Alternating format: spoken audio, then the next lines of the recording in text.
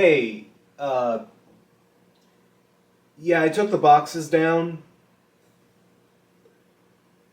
It was getting to be a little high maintenance keeping them up, and they were kind of damaging my records too, so, yeah, I just, took them down. But hey, I got my dining room back at least. It's a new set, it's in the other room.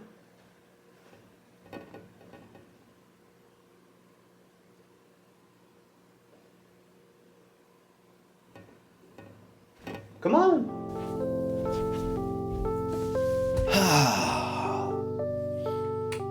Much better. Anyway, 9/11. A day that lives in infamy. The day one of the greatest American tragedies in modern history occurred, and a day that still stings in the American consciousness, even 21 years after the fact. It's a topic that you have to treat with a bit of a heavy hand. It's one of the darkest days in American history, and it sucked if you were a musician at the time. Clear Channel Communications. That's all I have to say, isn't it? But if you were alive in the 90s or the 2000s, you surely remember the shenanigans that Clear Channel got up to. Or as they exist today, iHeartMedia. That name didn't age at all, did it? And if you do happen to have any memories of them, they probably aren't very good ones. From monopolizing the industry and forcing stations to play the same handful of songs, to outright censorship, to hawking burnt CDs of the concerts people had just watched. Yes, that was a real thing. Clear Channel was fucking awful. They're still awful today. Anyone in the comments actually defending Clear Channel Media is either a freaking bot or a Russian agent. And on 9/11, we will not allow that to happen. And speaking of censorship and 9/11, woo, baby! After the attacks on September 13th, 2001, they released to their affiliates what is known today as the Clear Channel Memorandum. Yep, we're gonna talk about this. Though, before we get into the nitty-gritty, I do want to clear up a few misconceptions about this particular document. Some folks like to paint this as a banned songs list. This was more of a suggested list of tracks that they requested stations not play, at the very least not without great consideration. They weren't calling for full permanent bans or anything. They just were more like, hey, do you see these? Do you see the news? Could you maybe not for a bit? Could you just not? And some stations did take them up on it. But as far as I was able to tell from my research, most of them actually didn't. There weren't a lot of actual bans. But I kinda get why. Holy shit, this was not a short list, people. There are over 160-ish, we'll get to it, songs on the list that Clear Channel suggested be completely blackballed from the air. 160. And we're gonna go through them all. Every single blessed one of them. Today, we are going to take a brief look at every single track from the infamous Clear Channel Memorandum and judge for ourselves, well, judge for myself, I'm the one making the whether or not pulling these songs from the air was in any way justified. Trying to give the benefit of the doubt as much as Clear Channel fucking deserves it. And for the record, I just want to make it known that I don't think any of these songs deserved a ban or a blackball or whatever you want to call it. This list is stupid and we're poking fun at the thing for being stupid. Make sure you remember that throughout this whole video, okay? And because it seems only fitting to do so, we're gonna use the outdated Homeland Security Advisory System to rate these songs on how justifiable they were to get pulled. Red being the most justified, green being the least justified, even though that's chromatically wrong. Green comes before blue on the chromatic scale. God, the W administration really was that stupid. Enough introductions, we got a long list to get through, so without any further ado, 9/11 was bad! 9/11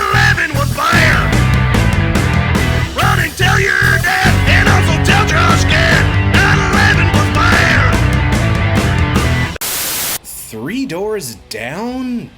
Wow, of all the bands to get suggested for an American band, I wouldn't have pegged them. I mean, I guess maybe there's one or two lines you could take a certain way. There's this line about being your free country.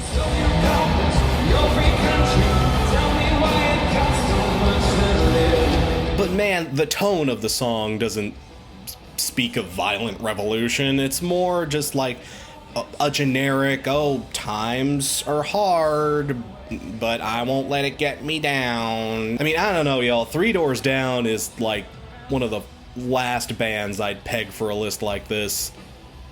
At least back in 2001. I don't know, y'all. I'm calling this a green. You know, this also kind of goes hand in hand with Three Doors Down. There were a lot of songs that were put on the list specifically because of stupid shit like what was in the title.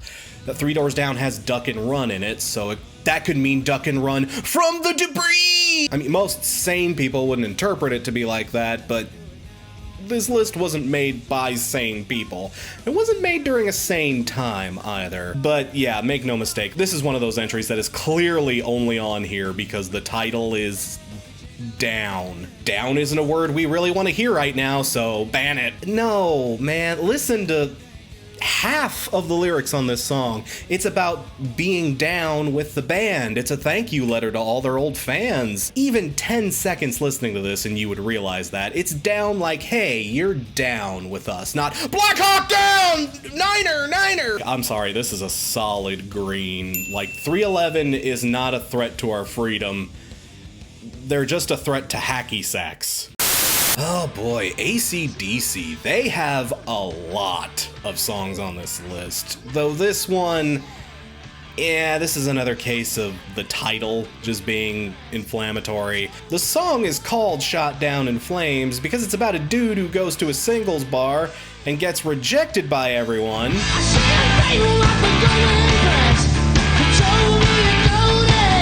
Because he's a creep with no class. But because Shot, Down, and Flames are all in the title. Ah, ban it! No! No flames, no shooting, no down, no Bon Scott, none! Bon Scott is a threat to our freedom! Oh boy, Shoot to Thrill, really? I'd say this is another title case, but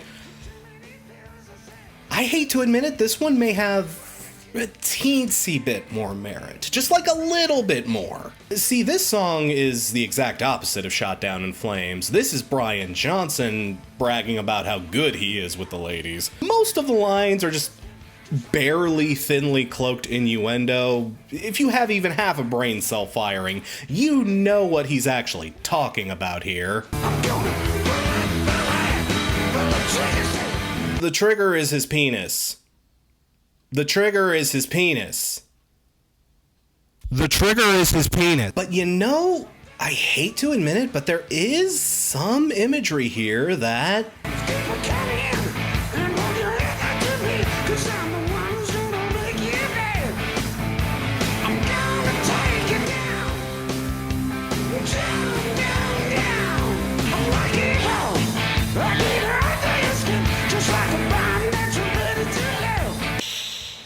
maybe could be taken a certain way. Again, I'm trying to think like September 13th, 2001, 2 days after 9/11, where is your head at?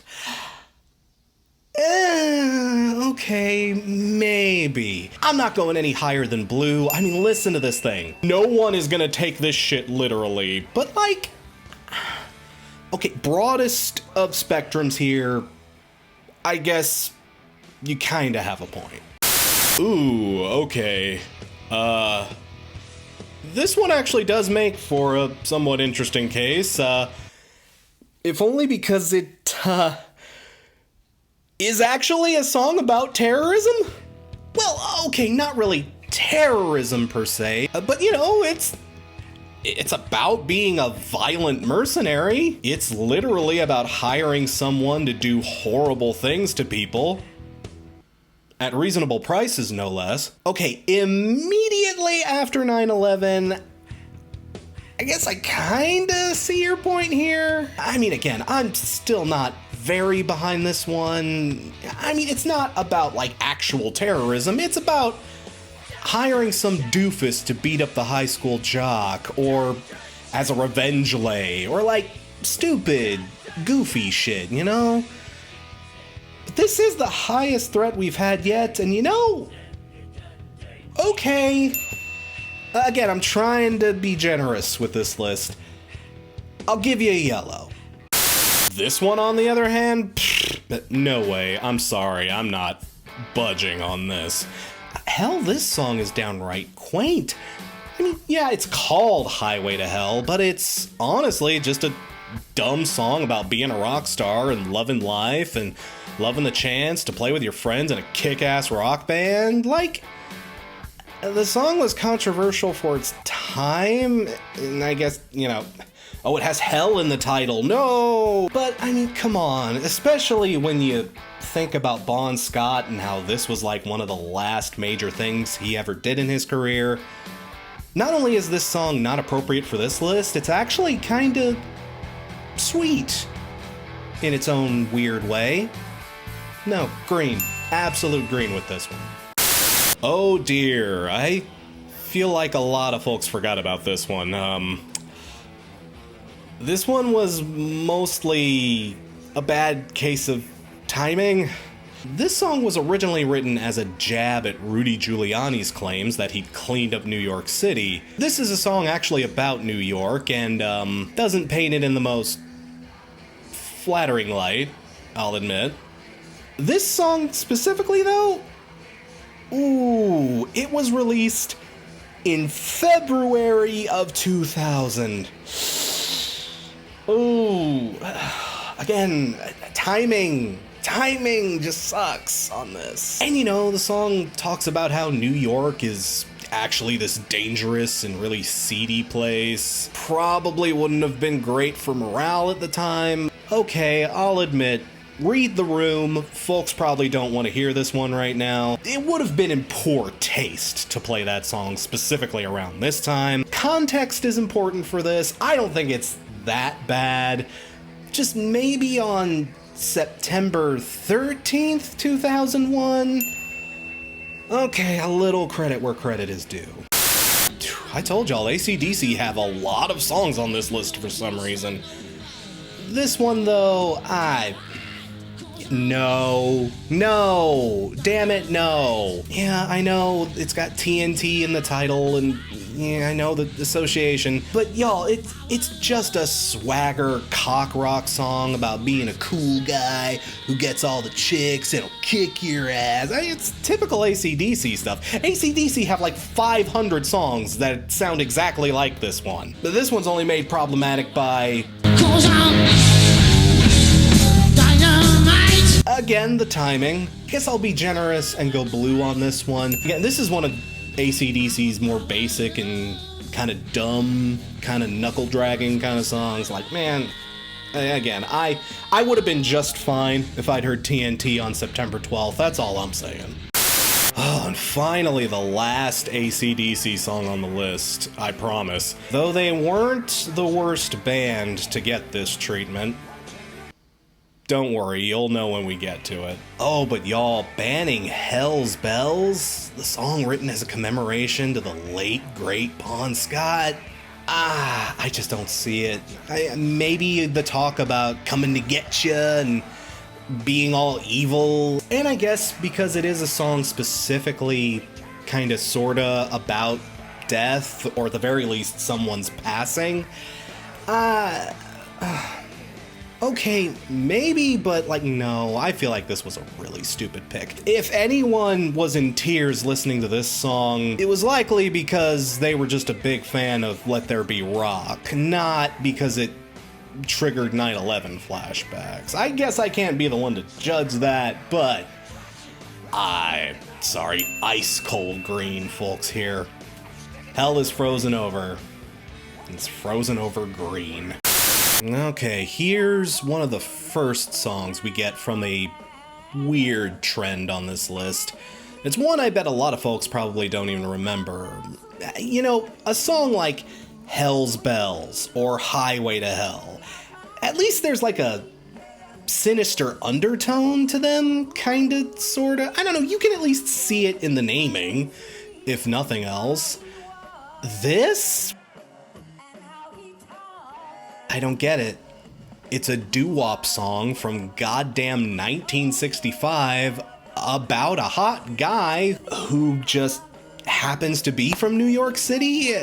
It doesn't mention anything happening to New York or anything bad happening to him or the city. It doesn't even mention anything about the city at all. It's just like, he just happens to be from New York. You could have called this song The Boy from Fuck Knuckle Junction and you wouldn't have had to change a single word. This was definitely one of those knee-jerk selections. It's just, it mentions New York! Ban it! Ban it! No, we don't want people thinking of New York!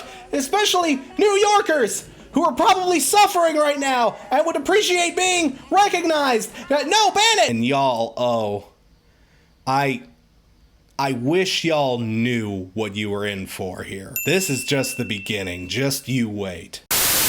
What the hell? Ironic? Why on earth is ironic here? It is all down life to take that flight. And as the plane crashed down ocean to space. Oh, right. Well, even this one I'd say is kind of a stretch. I mean, okay, yeah, the line about the plane crash is a little uncomfortable. She also mentions needing 10,000 spoons when all you need is a knife, and I don't think we're allowed to bring either of those on planes anymore. Okay, a teensy bit of credit. A song with a lyric that blatant about plane crashes, okay, maybe don't play that immediately, but I'm not going any higher than Blue. I mean, come on, y'all. It's ironic. It doesn't even understand the concept of irony, let alone anything else. It's fine. Let Alanis play. It was one of the best albums of the 90s. Let her have this. Ugh, Alice in Chains. Another band that got hit really hard on this list. 4 songs in total. But this one, I really don't get. It's a song about soldiers in Vietnam. Maybe the mention of guns and the army and war, all things that would be on America's mind very, very shortly. But, like, Rooster isn't a Toby Keith song about war. It's about how war is evil and horrifying and how it rips so much away from us. But, like, outside of that, I really don't see any good reason why it's on this list. And this one makes even less sense than Rooster. At least that one had a bummer message about war. This, I'm actually not 100% sure what Sea of Sorrow is supposed to be about. My take was that it's about not letting yourself get dragged down by a negative or destructive person. Fuck, this is the closest thing to a classic breakup song the band ever wrote, if you think about it. But, like, yeah, this has absolutely nothing to do with the attacks or terrorism in general. Maybe just because it has that line, open fire? Really? You're gonna blackball the song over that? One line? You have to stretch really hard to make this about 9/11. I'm sorry. Another one, I just do not get why it's here. I mean, from what I understand, the song is about Lane's drug use and the emotional state he was in while they were touring for Facelift. But I've also heard this is supposed to be a love song?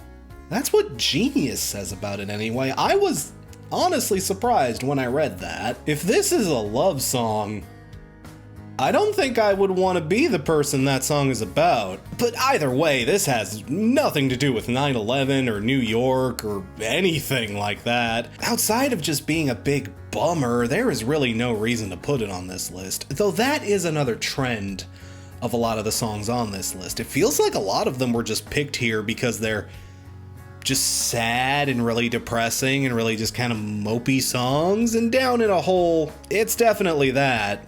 But I don't feel like there's any real justification for putting this on the blackball list. No. I have to guess that the only reason they went after Alice in Chains so hard is because, like, out of the big 4 of grunge, they were easily, like the most depressing.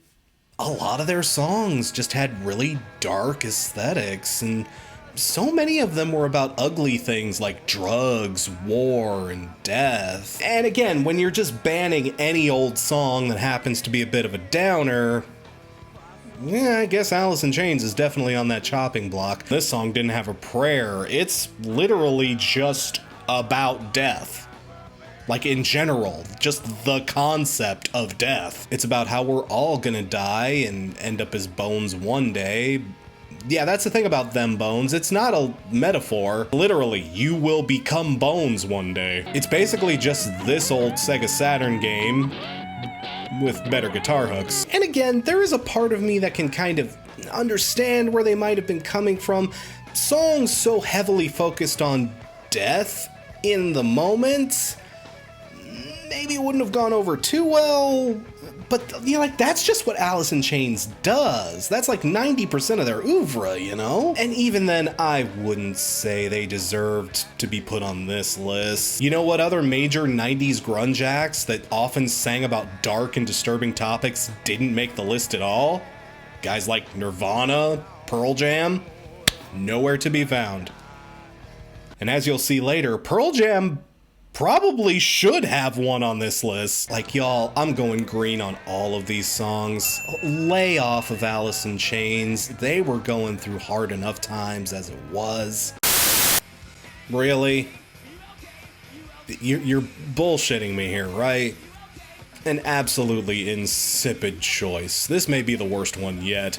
Not only just because the song has nothing to do with anything that was going on during 9/11. But no, this one's extra stupid because only the Alien Ant Farm version got the banhammer.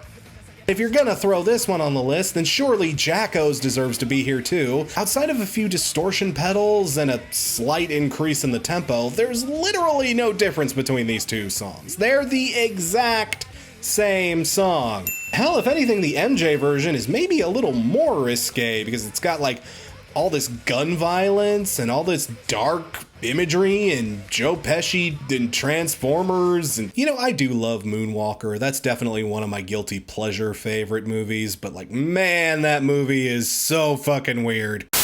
Another song from the 60s, and another one we'll classify in the what the hell were they thinking category. Again, a lot of songs here just feel like they were thrown on with just the most trivial of justifications. Pretty much any song that even loosely mentioned or implied death or dying was targeted for this list.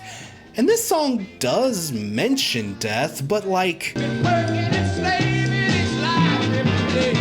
it's an old man dying from what's implied to be old age. It's just a song about not wanting to rot to death in your 2-bit little town and getting out and having some fun and having some adventures. It's Born to Run, only with a 60s organ. There's literally no reason for it to be here.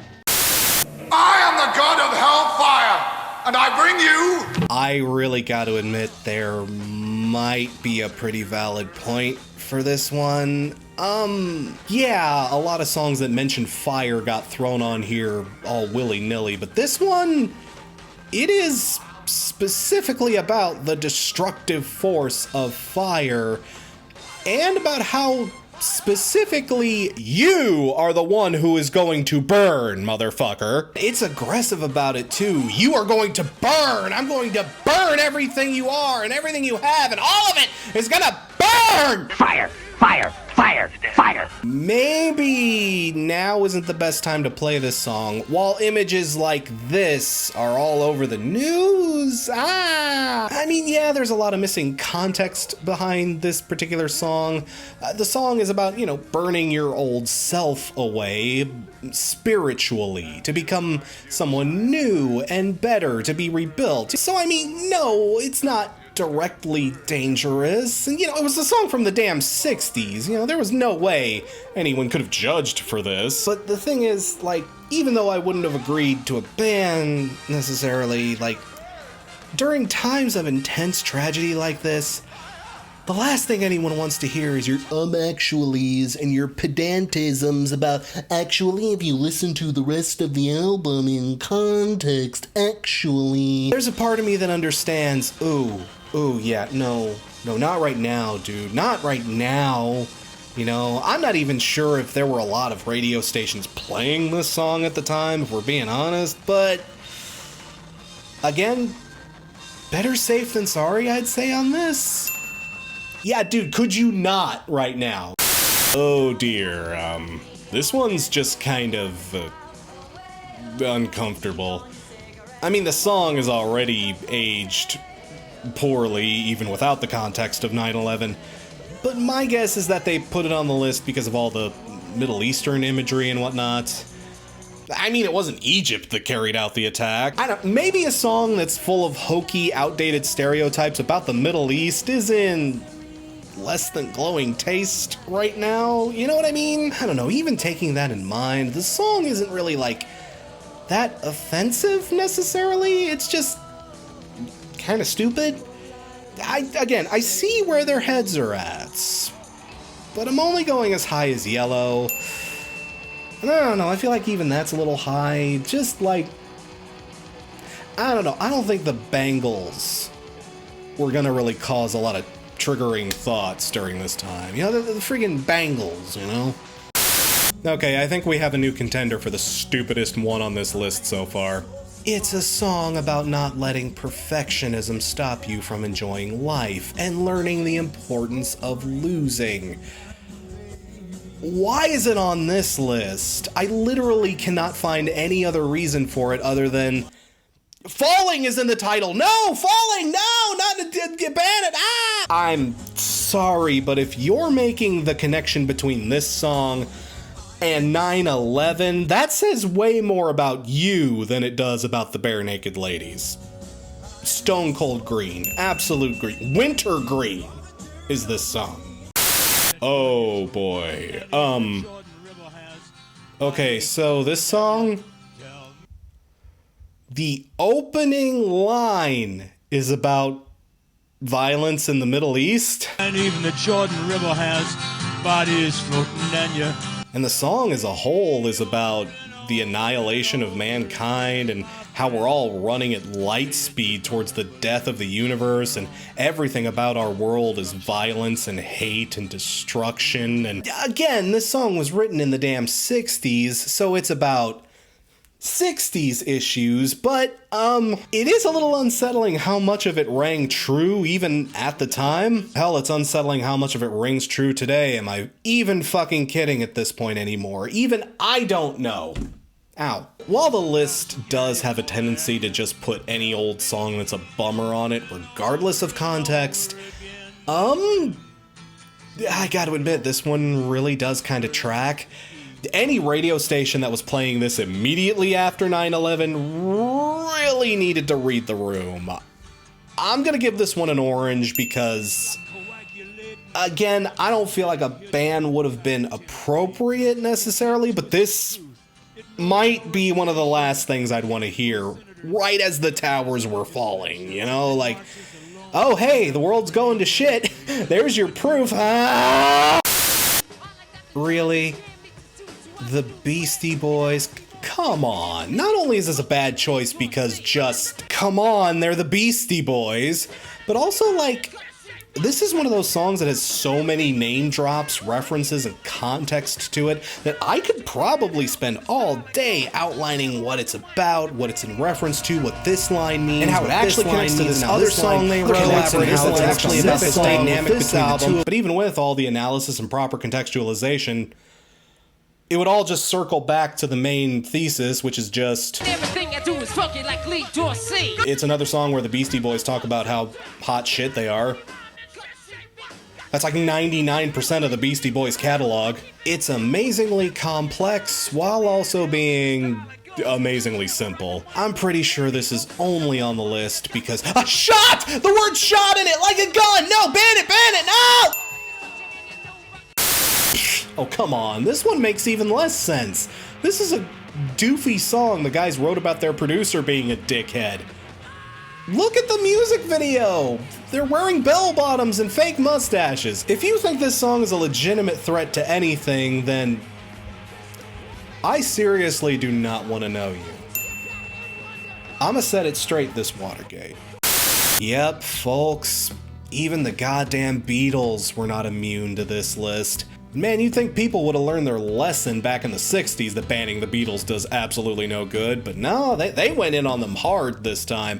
4 songs on this list for them, too, but like, why A Day in the Life? A Day in the Life is just one of the many weird drug trips from Sgt. Pepper's. The song barely makes any sense as it is.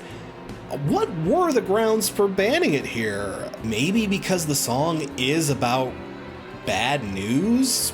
Or at least reading about bad news in the paper.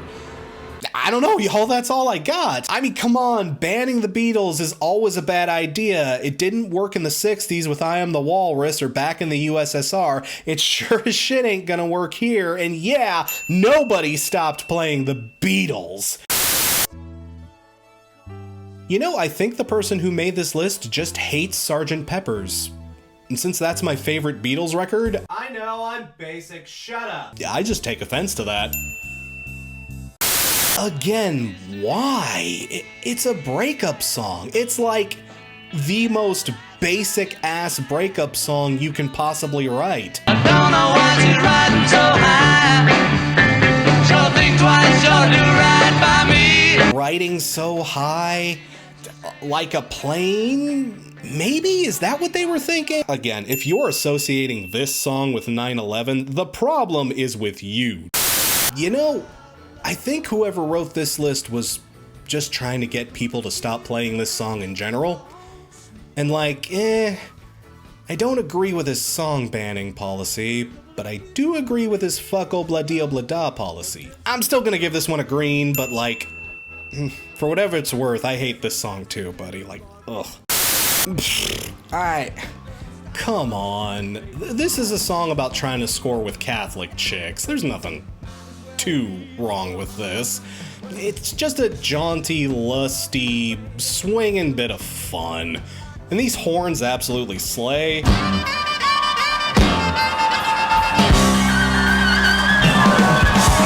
I won't hear a bad word about this one, but like, again, the title, Only the Good Die Young, it's meant as an idiom, you know, it's the classic saying, oh, you know, only the good die young, you know, but like, you know, if there was a day that proved that that idiom probably wasn't true, okay, 9/11 probably would have been that day. I promise you, a lot of good people died too young on that day. I'll go blue, but I ain't going an inch higher. Okay, here's an interesting case. This song is actually the opposite of a song I would want blackballed during this time. In times where horrible tragedies like this strike, it is important to remember its core message of not letting oligarchs and evil empires push us into wars we don't want, because we're the ones who end up dying and fighting for the bullshit that we didn't ask for. You know? This is one of those entries that feels particularly icky because it doesn't feel like it's on here for any practical reason. It feels like it's on here because, oh, don't remind the grubby proletariat that they have human rights or dignity. Who else will we send to die for no good reason? And unlike the similarly themed Eve of Destruction, this one isn't nearly as pessimistic or doomery. It's like, no, fuck these assholes who do this to us. Why should we fight their wars for them? Fuck them, they suck. This song was basically BYOB 35 years before BYOB. Fuck you, Clear Channel, eat this green. This entry though, this one just kind of confuses me.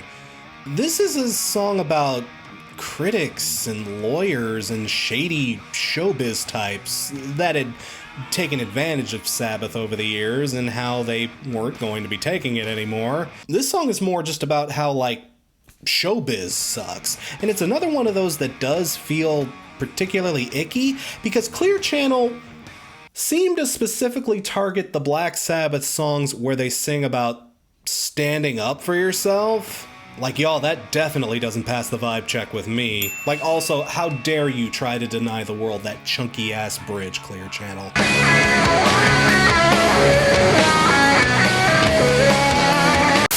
Oh, come on, really? Like, listen to this, really?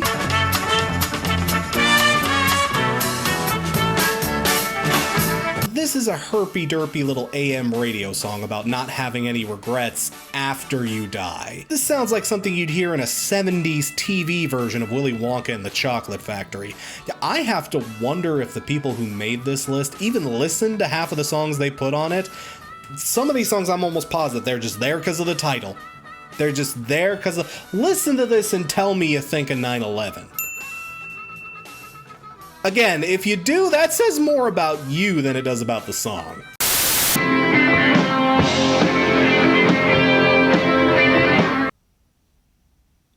It's a freaking love song. It's about burning with passion for someone. Maybe this is just like that one episode of The Simpsons when 2 Tickets to Paradise plays on the radio. This is a huge freaking stretch, people. And also, again, how dare you try to take that tasty as hell riff away from us? Oh, okay, here we go. Here's a case on the list where we actually did get the original song and its most popular cover both taken down for the same reasons. Not that it matters much, because the GNR version is the exact same song, save for some sound effects. Guys, I hate to be a buzzkill, but Dylan knew to leave those parts to your imagination. But again, this one also doesn't make much sense. It's a song about a lawman asking to give up his guns so he can die peacefully. Okay. I guess I kinda see where you're coming from. Death is a big, big theme that the song gravitates around. A cop's death, no less. Which, however you feel about the police today, look, a lot of them died horribly during 9/11, and during the rescue efforts too, so, I guess there's a teensy bit of sense to this one. Maybe not a song some folks would relish to hear around this time. I still feel like it's silly to put it on here, though. Not going any higher than Blue. Just Jack Knight, his old Mac Heath. Bobby Darin. Well, I lost my iPad. Bobby fucking Darin. God, you know the world was going topsy-turvy when this white bread, bland as paste crooner from the goddamn 50s got himself on an actual blacklist. Now, if you actually know the history behind this song and its origins, the Threepenny Opera and all that, it's definitely more of a gnarly tune than you'd figure. At least than you'd figure the early 60s could handle, you know? I mean, the song is literally about a serial killer and about how he kills his victims. But come on, nobody remembers that shit. The song was close to 40, 50 years old at the time. No one remembered that shit in 2001. Did you even know this shit before I just told you? Did you honestly, if you're not under like 70? Yeah, this song is absolutely wintergreen. Why are you banning this guy? This guy! You know, arguably this one may be even stupider than Mac the Knife. At least Mac the Knife is a song about a violent person. This is just a dumb song about how rock and roll is cool, man. Yeah! So that basically means it's like 90% of Boston's catalog, so yeah, hard green on this, I'm sorry. At least they had the good sense to leave more than a feeling alone. Oh wow, we are really stretching now, aren't we, folks? This song, it's literally about a dude who let the girl of his dreams get away. Again, it's another one of those cheesy 60s ballads. It has nothing to do with terror or violence or death or anything. It's just about the girl that got away. Again, I'm almost positive this is only on the list because of the unfortunate coincidence between the band name and the song title. Outside of maybe helping people avoid a few unfortunate Google searches, I can't think of any reason to put this one down. Come on. Again, anyone with 2 working brain cells would know this song is about desire and not, like, actual fire. But again, this just feels like one of those entries where it mentions fire, so, no, take it down. I mean, it's either that or it's, trying to spare New Yorkers the pain of having to listen to a guy from Jersey, but like, no, I'm sorry, no. Again, very little reason to put this one on here, outside of maybe the title. Spoiler warning, we're gonna have a lot of these on this list. Y'all, it's just a song about striking out with your girlfriend. Maybe there's 1 or 2 references in here I could see being a little touchy, not to mention the fact that the song repeats the word down like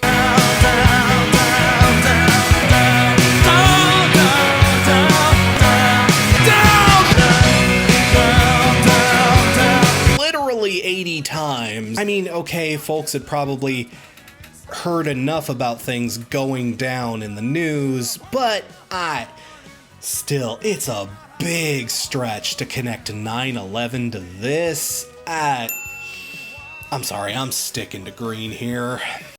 Another instance of a cover getting taken down, and to be fair, the Edwin Starr version is also on this list. But again, this is one of those problematic entries that kind of crawls under my skin. If anything, this raging anti-war protest song should have been kept at the forefront of our minds at the time. I'm just saying! What's done is done. No reason for this to be here, I'm sorry. Again, Buddy Holly. Buddy goddamn literal buddy ass Holly. Oh no, it says die! It says till I die! It says mentions die and dying and die. No, ban it, no! This man will destroy America! Homie. Chill. Oh boy, here's an interesting case. Okay, so fun fact about this song, it wasn't originally called The People That We Love. The original title for this song was Speed Kills. Speed kills, coming down a mountain. Speed kills, coming down the street. Yeah, on top of that, this song was released literally the week after the attacks. Ooh, man, I get terrible timing. In fact, I do remember when this song first dropped, radio stations actually did initially promote it as Speed Kills. But then they had to change the name of the song all willy-nilly, and that was a lot of fun to deal with. Maybe there's a teensy bit of a case to be made here. I mean, the fact that even the band themselves went out of their way to change the name to kind of soften the blow. I guess maybe there is that case to be made, but it's just your typical Bush song. There's not really much to talk about here, period. I don't know, Bush isn't a very substantial band, y'all. I guess you could say it was considerate of them to change the song, to kind of help soften the blow, but I don't think it was wholeheartedly necessary. Yeah, I'm just gonna go blue here. Okay, maybe. I guess the title could be taken a certain way, but like, I hate that so many songs are on here just for the title, and like, listen to this song for 5 seconds. You know damn well it doesn't deserve to be on this list. So as I'm writing this list, I'm having a little contest with myself to see which one of these songs is the absolute dumbest to be included, and we might have our first potential winner here. Not only can I think of a single valid point for blacklisting this warm, friendly, acoustic anthem for peace, honestly, it would be welcome under the circumstances, let's be real. This entry in particular might be on the list for a very uncomfortable reason. See, by this point, Cat Stevens wasn't going by Cat Stevens anymore.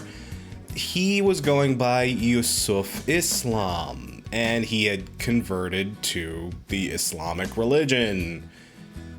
So I couldn't hard confirm this anywhere. The rumor, though, is that Cat Stevens was put on this list for Islamophobic reasons.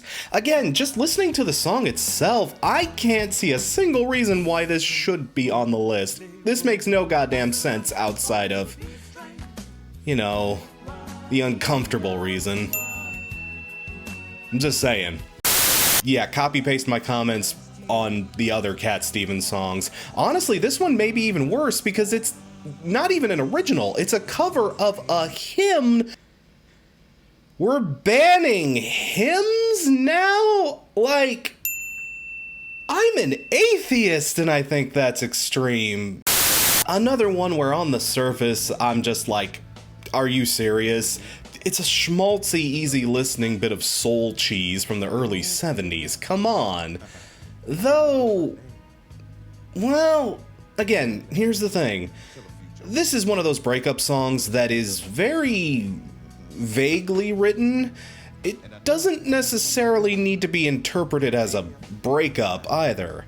In fact, it could be about anyone leaving your life for any reason. So, you know, that could also imply like a death or a tragedy of any kind, really.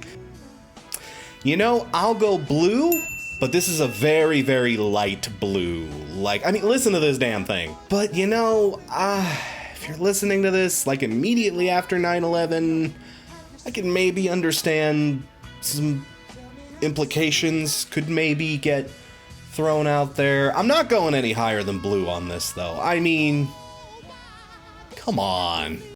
Oh boy, another potentially problematic one. Whew, fun. Again, this is one of those songs where you could argue the portrayal of Middle Eastern culture is a little insensitive, maybe? I mean, it is a pretty jokey, light-hearted song. It has the goofball premise of a Looney Tunes cartoon, for God's sakes.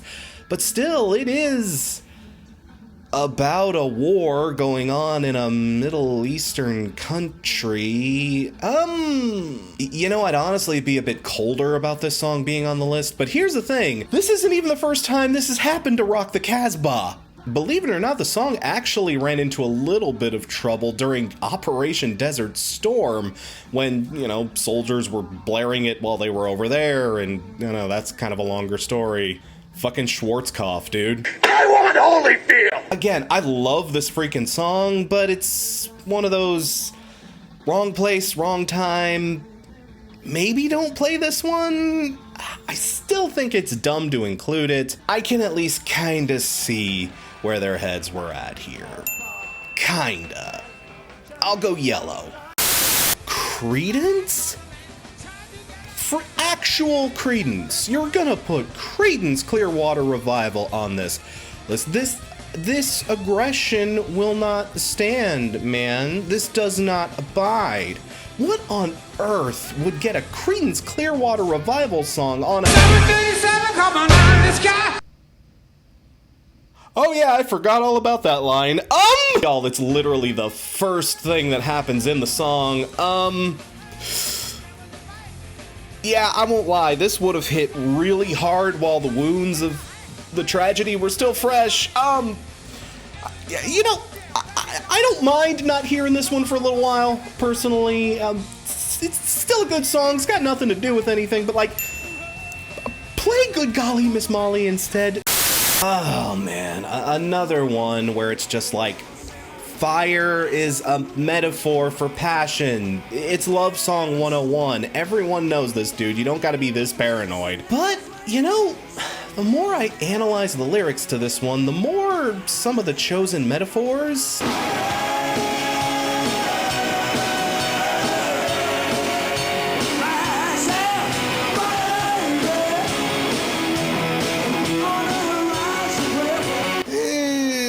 Okay, and the word fire is really prominent in the chorus. He just screams it. But like, I can almost guarantee you, this song wasn't making people think about 9/11, even at the time. I can almost guarantee you, this thing was back on the strip club rotation within the week. This one, on the other hand, come on. Another one where it's just like, oh, the title, bits and pieces, because there's lots of bits and pieces from the towers. Like, no, I don't think this one should be on the list. I mean, if you're gonna ban it for anything, you should ban it for Dave Clark's hoarse-throated yarbling. Like, dude, this is the Creed Yarl before Creed were doing it, man. Holy shit.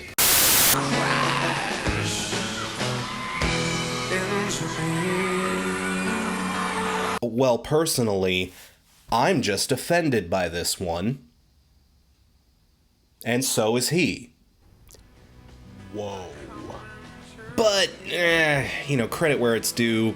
Crashing into people, whether it's a metaphor for sex or not, maybe not a sentiment people want to hear right after the attacks, you know? I mean, again, I'm still not going to give this one a very high place. This is a dumb horn dog anthem for stoners. I mean, it doesn't really deserve to be on here, but I'll go blue on this particular instance. If only because he says that phrase like 700 times in the song, like he says it over and over again.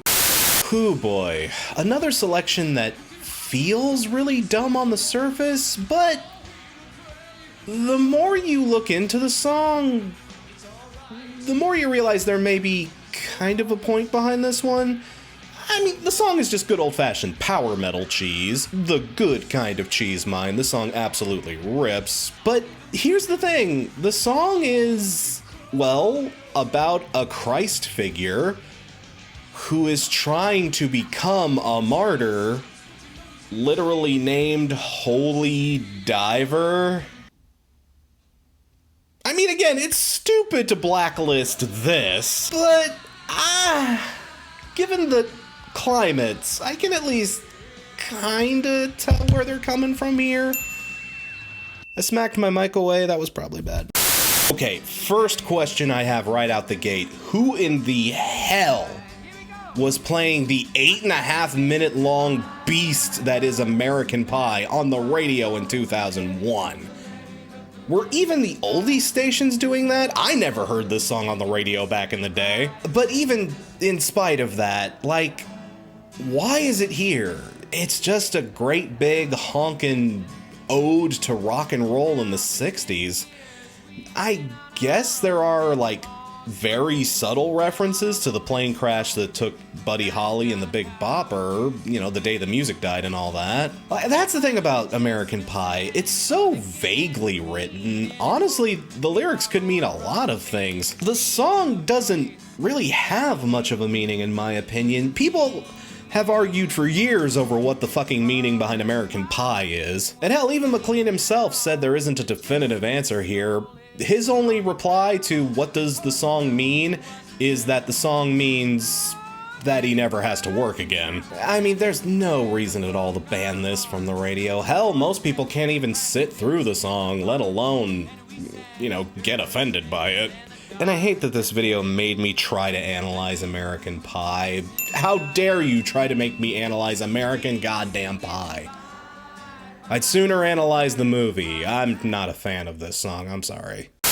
Ooh, yeah, this is another one that I actually kinda get. I mean, again, like American Pie, actually, the song's actual meaning is pretty obtuse, but this is one of those songs that kinda took on a whole other meaning once Francis Ford Coppola got his hands on it. Try to listen to this song without hearing helicopters in the background. Honestly, during any national tragedy, I feel like this is one of the last songs I'd want to hear. Again, I'll be generous because the song isn't really about that. It's more like a meaning that was put onto the song, but like still, in times where a nation is losing hope, how about you don't play something that makes us lose even more, you know?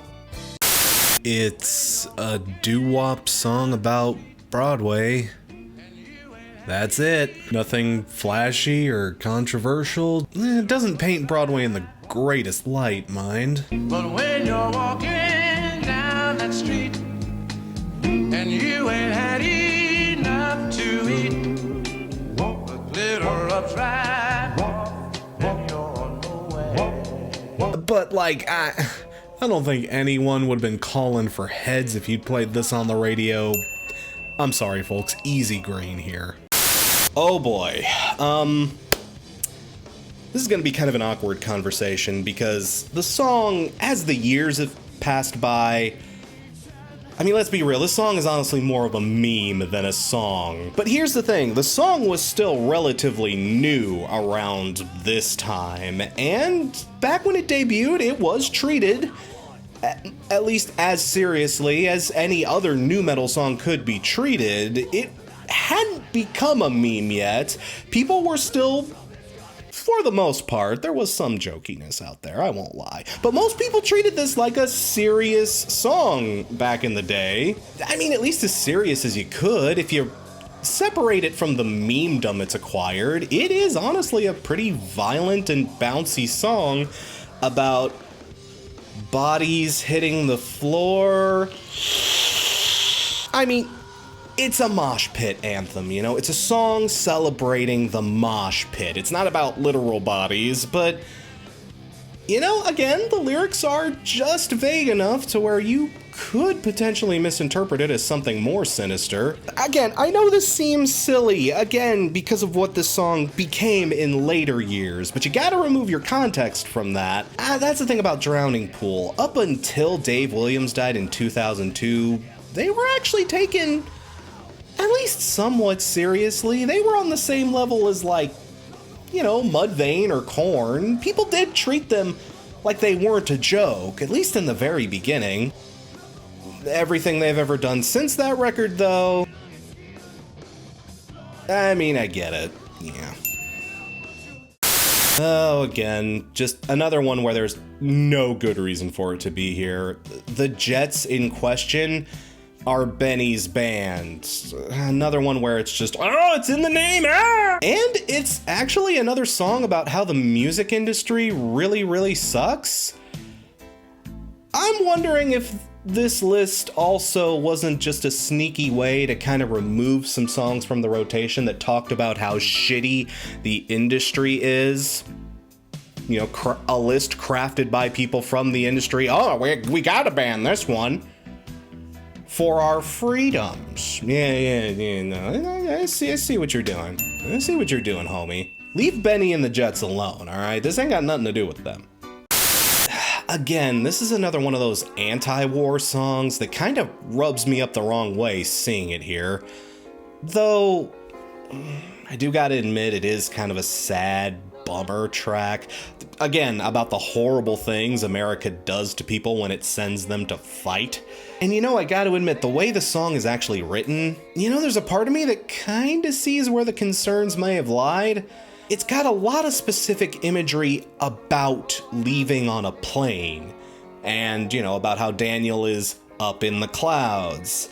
It's very sad and wistful, and it's implied in the song that the singer may never see Daniel again. And, I still think it's a pretty big stretch, but, you know, there might have been some people who wouldn't have wanted to hear this one. Just saying. Okay, I see where your head is at with this one. I think the first line is about getting on a plane, but unlike Daniel, this one makes actually less sense to me.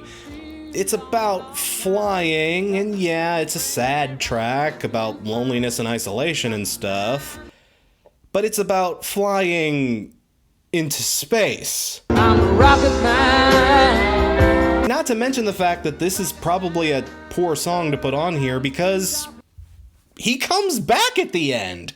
He survives. It's at least heavily implied that he comes back. I can see them being a little hair trigger with songs that mention planes, but like, Rocket Man? No, this one is way too innocent, dude. You know what surprises me about this one? This is the only Elvis song on this list. Not only is this a stupid as hell song to consider for this, I can think of others that might. And you light my morning sky, burning love. I'm all shook up. Falling in love. Potentially be more offensive, you know? So add another one to the bummer pile. This song is actually about one of the lead singer's ex-girlfriends that ended up committing suicide. Though you wouldn't necessarily know that from the way the song is written. It's not mentioned in the song itself. I had to look that up. The actual theme of the song is more about how the person that he's with is an absolute doomer and an absolute fucking fun sponge, and he just wants to try to live a better life, and he thinks, hey, you know, come on, we can escape from all this bullshit if we want.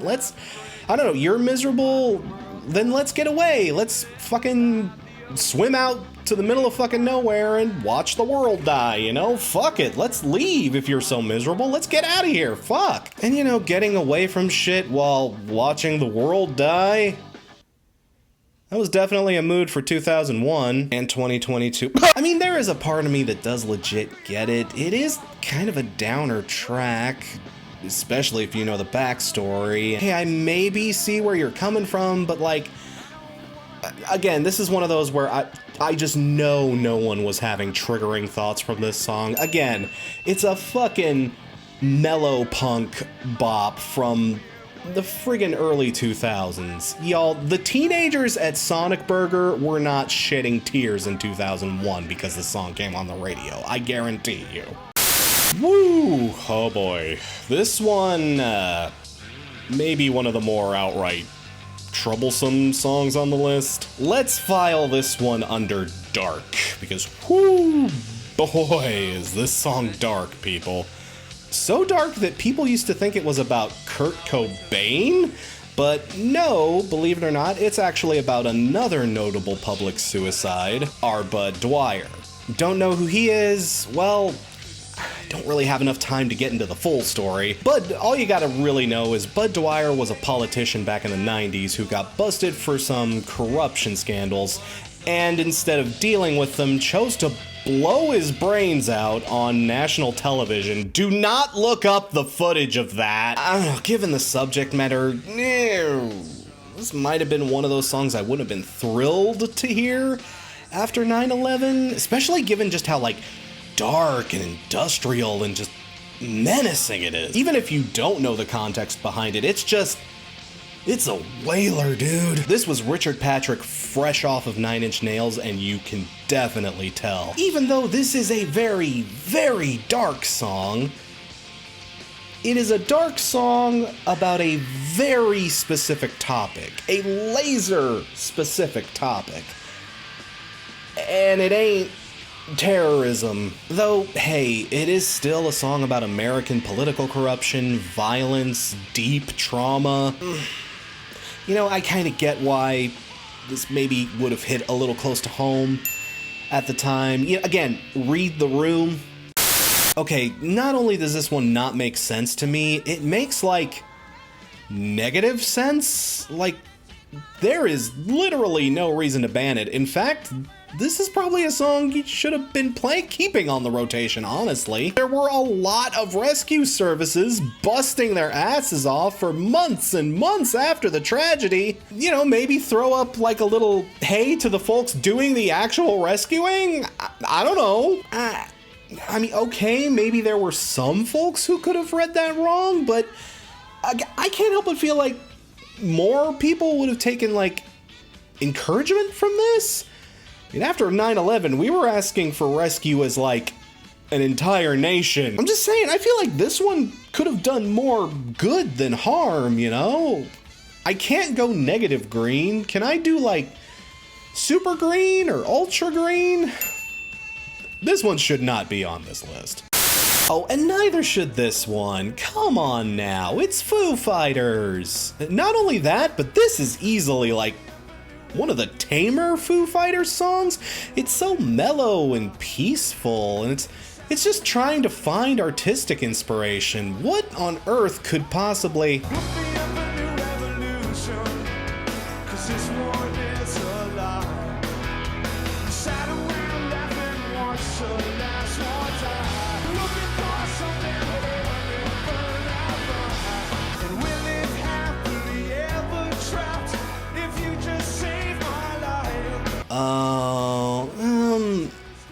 Okay, but homie, it's still a stretch. It's a big honkin' stretch, is all I'm saying. I guess I'll go blue on this. Some of the lyrics maybe could hit a sore spot, but I mean, just listen to this thing. It's such a peaceful jam. This is one of my favorite Foo Fighters songs, actually. Like, how is anyone getting triggered by this? Come on. Unless you just despise Tenacious D, there is nothing on here that can touch a nerve. You know, if I wanted to, I could be that pedantic asshole and point out how this song is actually a cover too, and the original isn't on here, but like, no one was playing the Leaves version of this song in 2001. And again, this is one of those songs that seems simple enough on the surface, but you also gotta remember that since it's a 60s rock standard, it's got other implications behind it. To most, this is just a song about a guy whose lady cheats on him, so he blows her away and runs to Mexico to avoid the hangman. Though I have heard some debate that this song can actually be interpreted as a sly statement about Vietnam. You know, about how soldiers felt betrayed by, like, Lady Liberty, and, you know, she was the lady that they were blowing away. And you know, even then I'd say that's probably a stretch, but again, this is one of those songs that, you know, its uses in other media. I mean, I'm sure you've probably heard this song played over at least one footage of, you know, war atrocities or something to that degree. And again, it's probably one of the more dark songs that Hendrix ever performed. And again, anything with that kind of dark edge was just basically destined for the axe on this list. I'd still say this one was a pretty big stretch. I'll go blue, again, mostly for like some of the underlying implications, but that is a very light blue. Okay, this one just baffles me. No, Liza Minnelli's original isn't here either. Yes, folks, this is actually a cover. Credit where it's due, a lot of folks probably weren't playing the Liza original, but still, you know, consistency. But, you know, in addition to that, not only is this just a basic-ass song about New York, it's actually a really uplifting and positive song about New York. It's about how New York can be a place where you can make a fresh start, build up your dreams, and actually make something out of yourself outside of your podunk little middle-of-nowhere town. It's a really glorious outlook of New York. I'd say take a look at what your average rent goes for in NYC before you start packing, but you get my point here, right? It's a positive song about New York. Again, I feel like that would have been very encouraging to hear at the time. And you know, this is one of Frank's better songs, honestly. I kinda dig this one. Again, can I go like negative green here? Wait, really? What? Bad Day? Are you serious? Okay, I think we have another contender for the stupidest song on this list. Bad Day is literally just about a girl who has a bad day. That's honestly one of the things that kind of pissed me off about this song. Like, there is a good premise behind this one. A bad day can hint at deeper troubles, either emotionally or psychologically.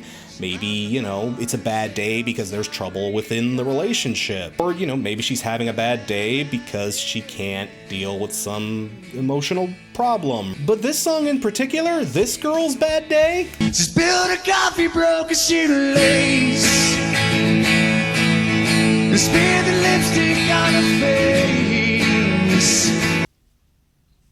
Yeah, it's just literally any random ass bad day. This song is such weak shit. I mean, the stuff that causes this gal to have a bad day, honestly, she just seems like a touchy drama queen. Oh, I broke a shoelace, and my lipstick broke off in the tube, and I spilled my coffee, and I want to speak to your manager! I'm just saying, the protagonist of this song definitely grew up to be a Karen. She got called out on TikTok, I can almost guarantee you. And like, why is it on this list? Why?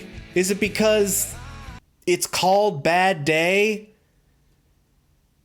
Really? The name thing for Bad Day? You know what else was a bad day? 9/11! I mean, in my personal opinion, this song just really sucks. But does it deserve to be on this list? Hell no. I mean, come on, when both Daniel Powter and even AJ fucking R have written better songs about bad days than you, time to pack it in, homie. I know those songs came later, but like, still. Okay, I know this song is dumb, super dumb, but here's the thing about this song.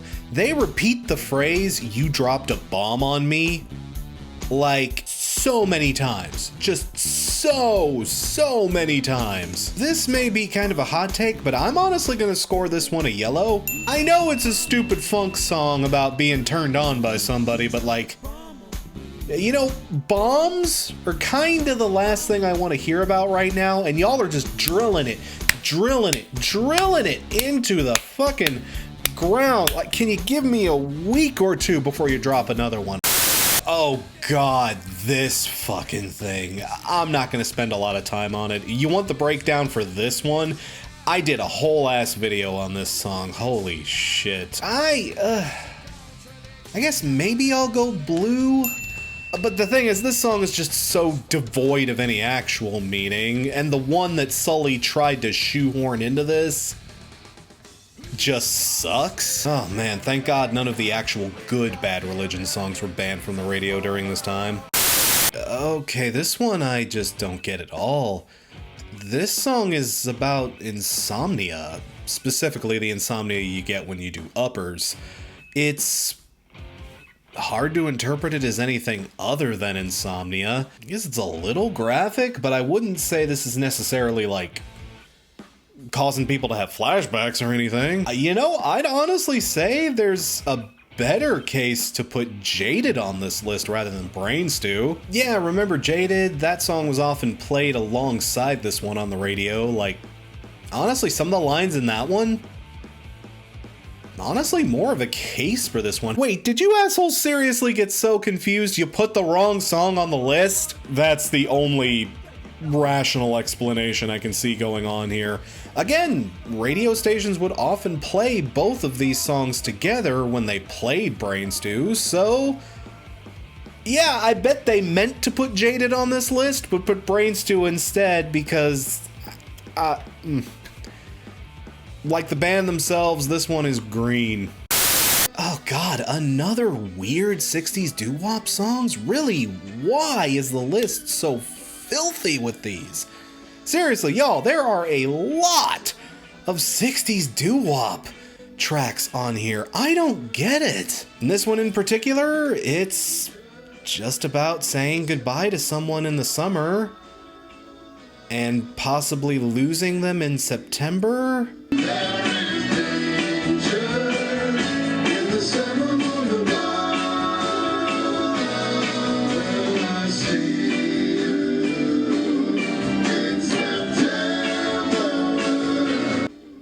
Oh, I see what you're getting at there. Still though, this song is just so innocuous and innocent. I won't go higher than Blue. I feel like this would be like another Ticket to Paradise situation, but like, I can at least kind of see your line of logic here.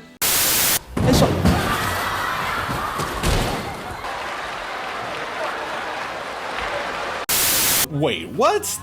Are you serious? At least the Happening song had like a very tenuous connection to the tragedy with the month and everything. This is a song about a dummy who loves you. This song is so toothless and non-threatening, it sounds like it was written by a stupid puppy. It's not just a non-threatening song, it's an adorably non-threatening song. Ice cold green.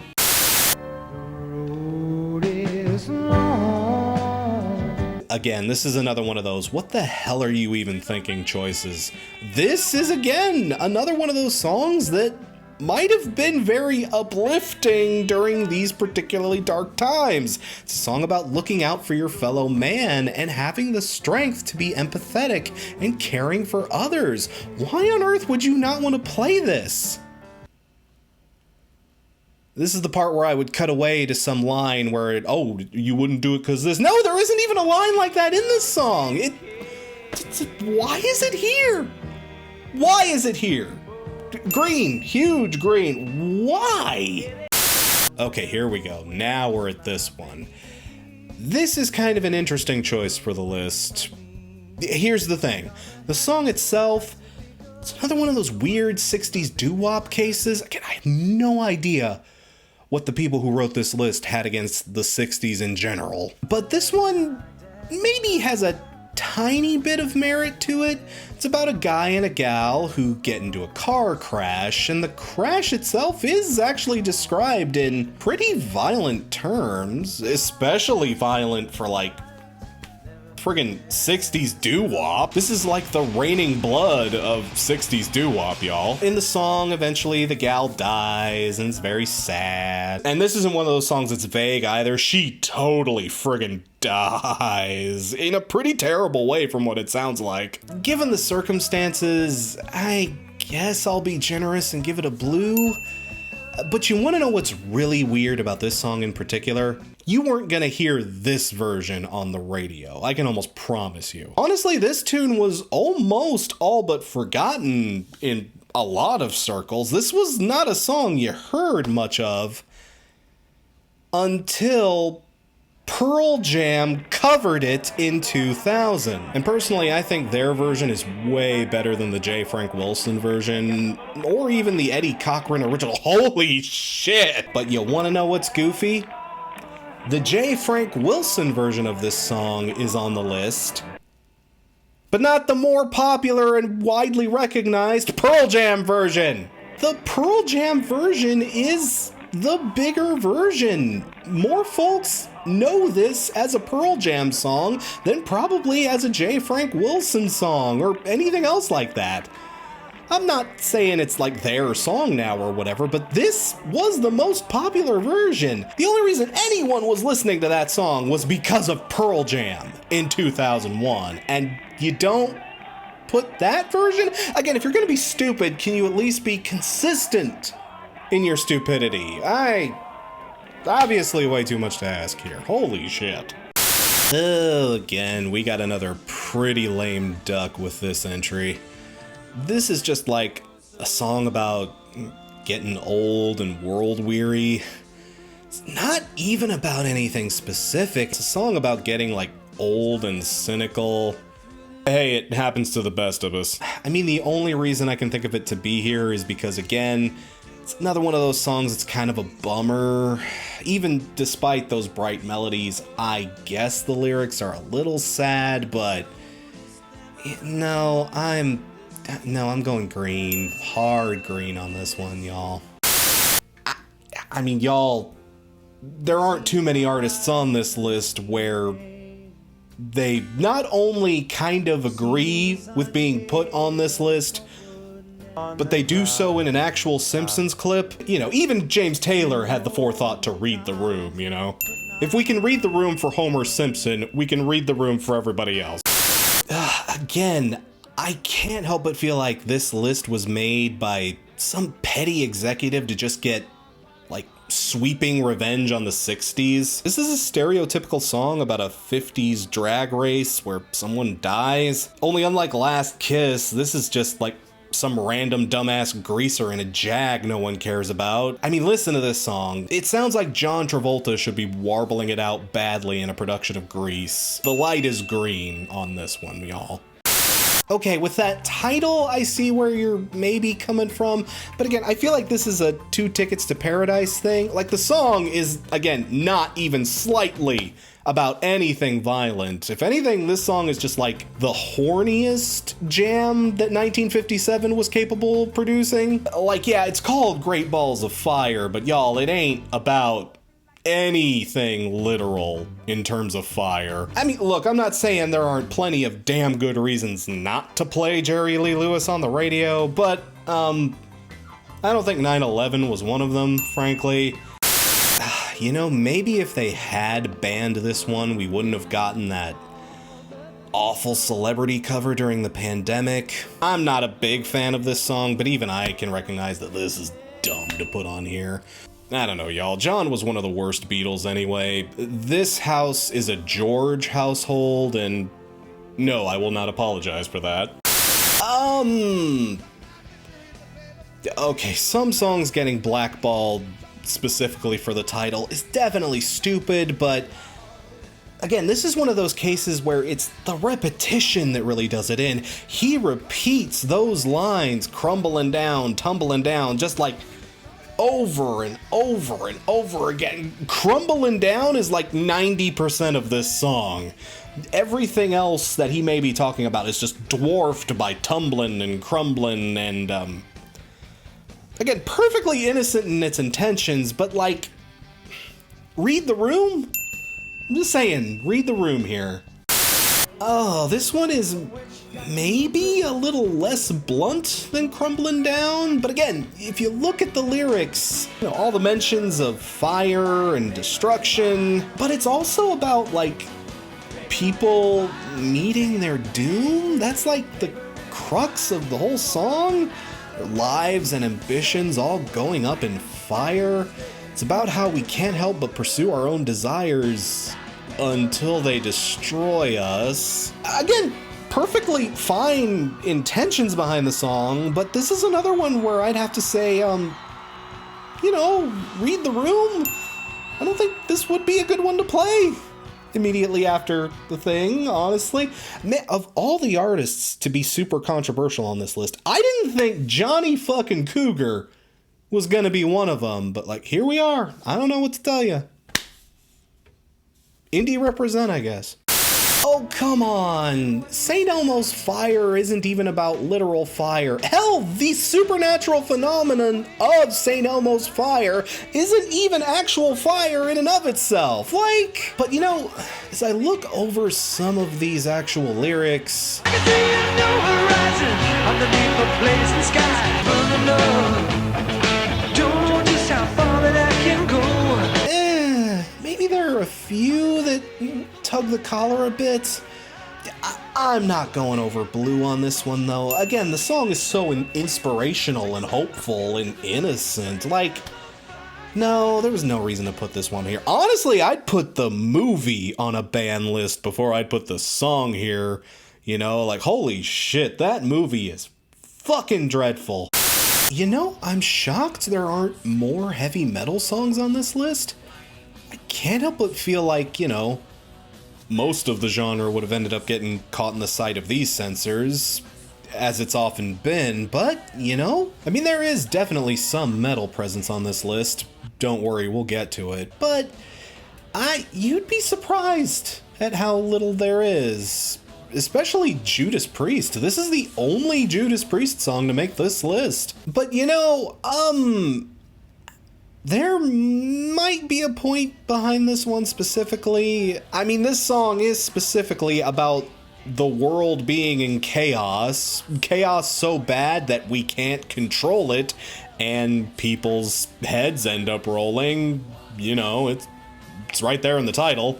But, you know, the lyrics are so vague, it could apply to almost any kind of civil unrest. But, yeah, you know, I kind of see it. I kind of do. Again, it's a read the room kind of thing. Yeah, I'll have to go yellow. You know, I love this song. I do genuinely really love this song, but I gotta be real with you, y'all.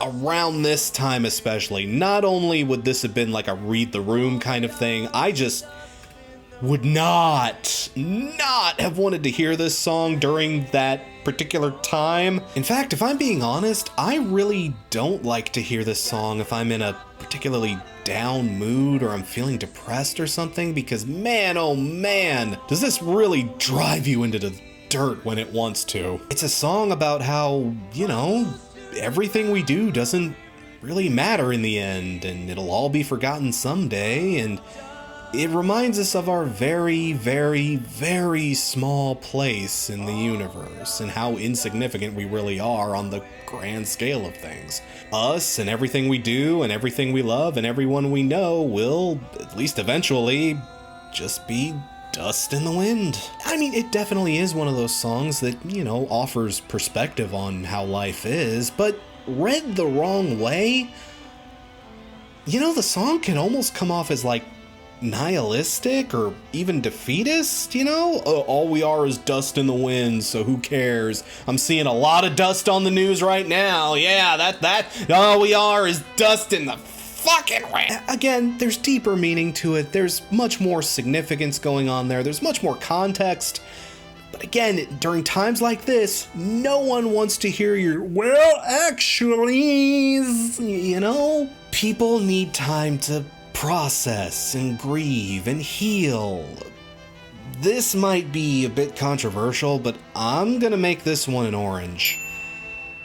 This is just not something I want to necessarily be reminded of as the world spirals into chaos, you know? No matter how insignificant that chaos may be in like the grand scheme of things, you know, we're the motherfuckers who still gotta live through it, so like, maybe just not right now, you know, give me some time. Again, I'm shocked there isn't more metal on this list, but of all the metal bands on here, I honestly wouldn't have pegged Korn for that many entries. I'm surprised to see them here at all, believe it or not. The thing about Korn lyrics, though, is that, you know, they tend to come from a very personal and self-reflective place. They're about John Davis's own personal experiences. Or, you know, just really stupid shit sometimes. And this song, it's, well, it is a pretty dark one. It's about being the victim of abuse, which, make no mistake, is a very touchy subject, and Korn are not subtle about the topic at all. Like, with suicide, sometimes that's okay. I can always say it's gonna be better tomorrow.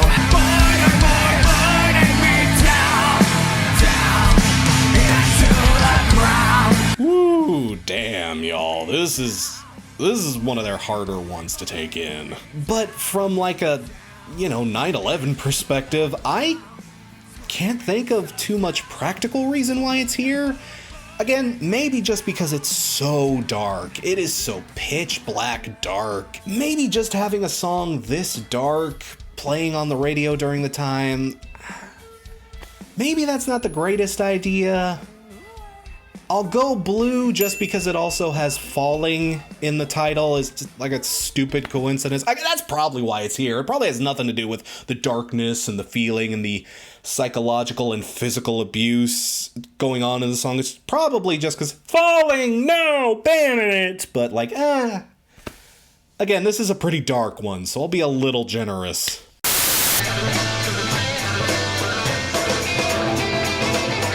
Oh, screw it. I'm just gonna play the clip. No stairway. Denied. Again, I do not understand this one. Why is this here? This makes no goddamn sense. Is it just because it has fly in the title?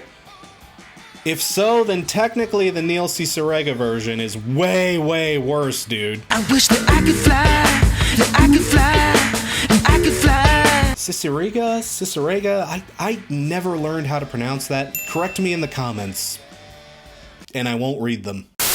I mean, y'all, it was 2001. You knew these guys were going to show up eventually, right? And, you know, I guess there is an argument to be made about how, you know, angry the song is, how it outright dares you to try something, you know? It's a fairly confrontational little song. And with the entire nation being on edge like this, okay, it probably isn't a good idea to be daring a motherfucker right now, you know what I mean? And to be completely fair, Limp Bizkit didn't have quite the level of memey ridiculousness that they have now. There were some folks, even back in the day, who took them very, very seriously. Some still do, I guess. But like, I don't know, that's the thing about this song. This song, if you're actually analyzing the lyrics and the context, it's not as angry as it thinks it is. It isn't so much about being angry as it is about being just annoyed and frustrated. It's honestly a better Bad Day song than fucking Bad Day. Another one that's better than Bad Day sucks, y'all. And, you know, given all that, I can't go any higher than a blue on this. I mean, I don't feel like this was causing a lot of stir in folks outside of maybe the Family Values tour. Oh yeah, this track. Anyone remember this track? See, there's a part of me that wants to go green on this one, because, you know, it's just a harmless little slice of that transitionary type of music. It fits somewhere between grunge and post-grunge, but it isn't really either or. It's that weird little mini era between like 95 and 96 where grunge wasn't completely dead, but post-grunge wasn't completely born.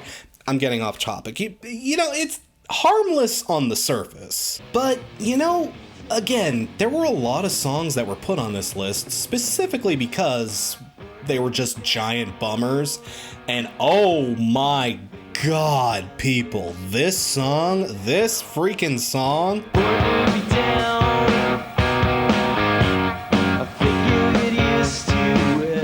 It is bummer with a capital B. Like, god damn. This is one of the most outright cynical songs of the entire 90s. It's almost a parody of how cynical grunge music could be. I almost feel like this song is more on the list because of the whole woe is me, fuck everything, fucking Jared Leto's Joker ass tone to the lyrics, you know? And shit like this really tends to sit on people's nerves when we have actual real ass problems going on. It's definitely one of those songs that hasn't aged particularly well either. Just like, God, just the fucking everything is bullshit. This song is fuckboy energy before we even knew what fuckboy energy was.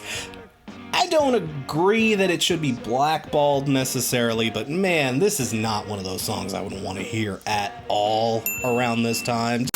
Oh god, another one of these weird 60s songs. And again, I don't get it. It's just a breakup song. It has nothing to do with death, violence, New York, fire, anything. It's just a fucking breakup song. What did the person who made this list have against the 60s? Did Nixon write this list? Well. Okay, here we go. This is maybe one of the most interesting choices that ended up on this list. If you look up the articles on this list, this is the one that a lot of people like to talk about. And you know, most folks look at it and they go, why? It's a wonderful world. Why? What is wrong with you? And like, I'm kind of there with you. Why on earth would you throw this sweet little song about how life is good on the list? You know, why would you want to deny us that during a time of tragedy? Well, here's the thing. And again, like I've been doing this whole video, I'm kind of playing devil's advocate here. A lot of folks mistake this for being a 40s or 50s cut from Louis, but actually, it's a much later cut from him.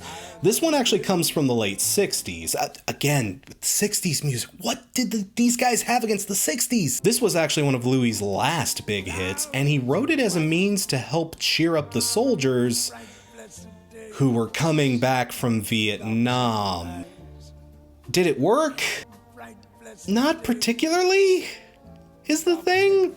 I mean, removed from its context, the song is actually really sweet and very charming, but oh, there is a kind of bitter irony. And like, you know, a lot of other people recognized the irony that's attached to this song too. Chances are really good you've probably heard this song used in a movie or a TV show when a character is at their lowest. It's like a dark joke. And you know, again, it's because of that irony that often gets unfairly associated with the song. Kinda almost see where they're coming from here. There's a surprisingly nuanced line of logic as to why this song is on the list, is what I'm saying. Way more nuanced than most anything else here. But, you know, here's the thing. No, green. I'm going green with this. I mean, yeah, there is that kind of undertone to it, but the song itself is completely innocent. You know, I don't feel like anyone would have really complained if you wanted to play a bit of Louis Armstrong during a dark time like this. I mean, it's not the song's fault, or even Louis's fault that it didn't necessarily go the way he intended it, but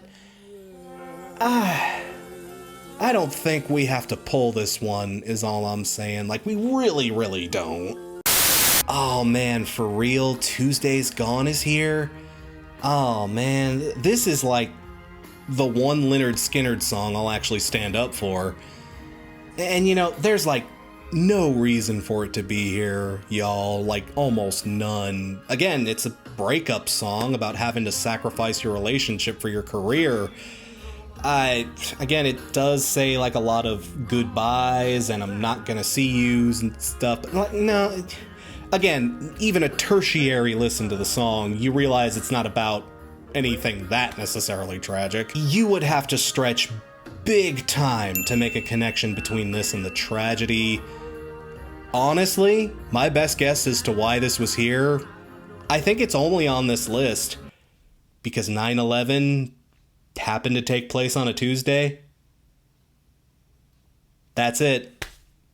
Tuesday is gone, like that Tuesday in September. No, this one's stupid. Oh, again with the weird 60s persecution, man. But like, there may be a little bit of merit to this one, actually. I mean, the title and sentiment alone is, not exactly something you want to hear during a crisis.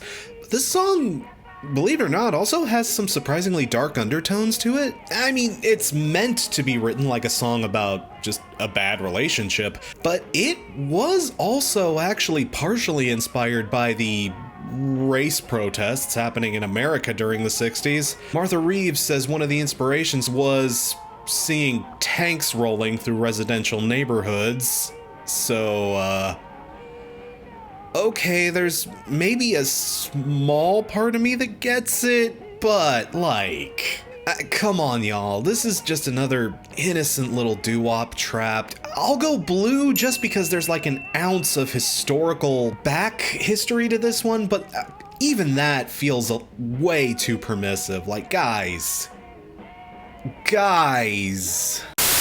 Okay, Nowhere to Run I'll give you a little bit, but this one, the hell? It's literally about dancing in the street. Like, that's it. It's about dancing in the street. They even went out of their way to ban both the original and the Van Halen cover. Though, like with Nowhere to Run, the song does have kind of an inadvertent political history, in that, again, it was used very heavily during the protests and race riots of the 60s. But unlike Nowhere to Run, this song doesn't inherently have that imagery, and, well, Martha Reeves herself it's pretty much gone out to say, no, I didn't mean it like that, you know? It wasn't dancing that was happening in those streets, but no, regardless, this is a dumb pick. Absolutely not. Green. Okay, with the M's, the metal is gonna start flowing in a bit more, ironically enough. And Megadeth have a few on here, actually. But no, this one is actually just a weird little song about Pascal's wager.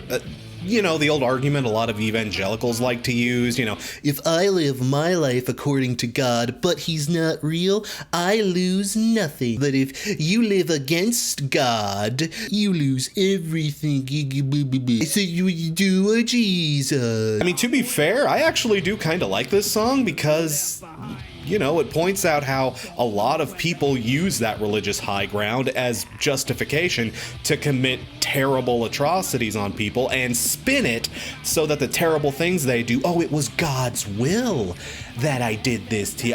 God wanted it. God wanted this. My God, Dave. My dude, I really miss when you used to write songs like this, man. I think a lot of us do, frankly. I honestly think it's just on here because Megadeth were thrash metal, and thrash metal, it's always been an easy target for this kind of thing. They certainly won't be the only ones from the big four we see on here, so... Oh, come on. Are you serious? I mean, we laughed at this even back in the day, dude. This song was hard to take seriously when it dropped. I mean, I admit it's not the most nuanced look at mental illness, but like, come on, man, no. You know, as much as I love this song, and Kill 'Em All in general, the lyrics on this one...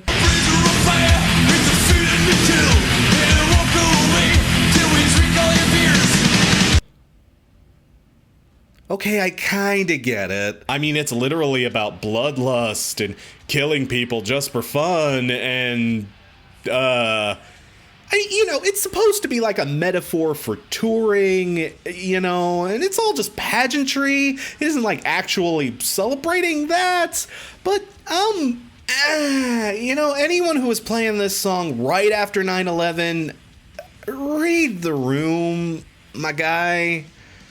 Again, a shame I have to put such a strong rating on this one. I do really love this song, but I kind of get it. I do kind of get this one. Oh, again, another absolute banger from Metallica. I do really love this song too, but again, I can kind of see where their head is at with this one. It's another really dark song about domestic abuse, specifically child abuse at that. However, unlike something like Falling Away From Me, the narrator of this song,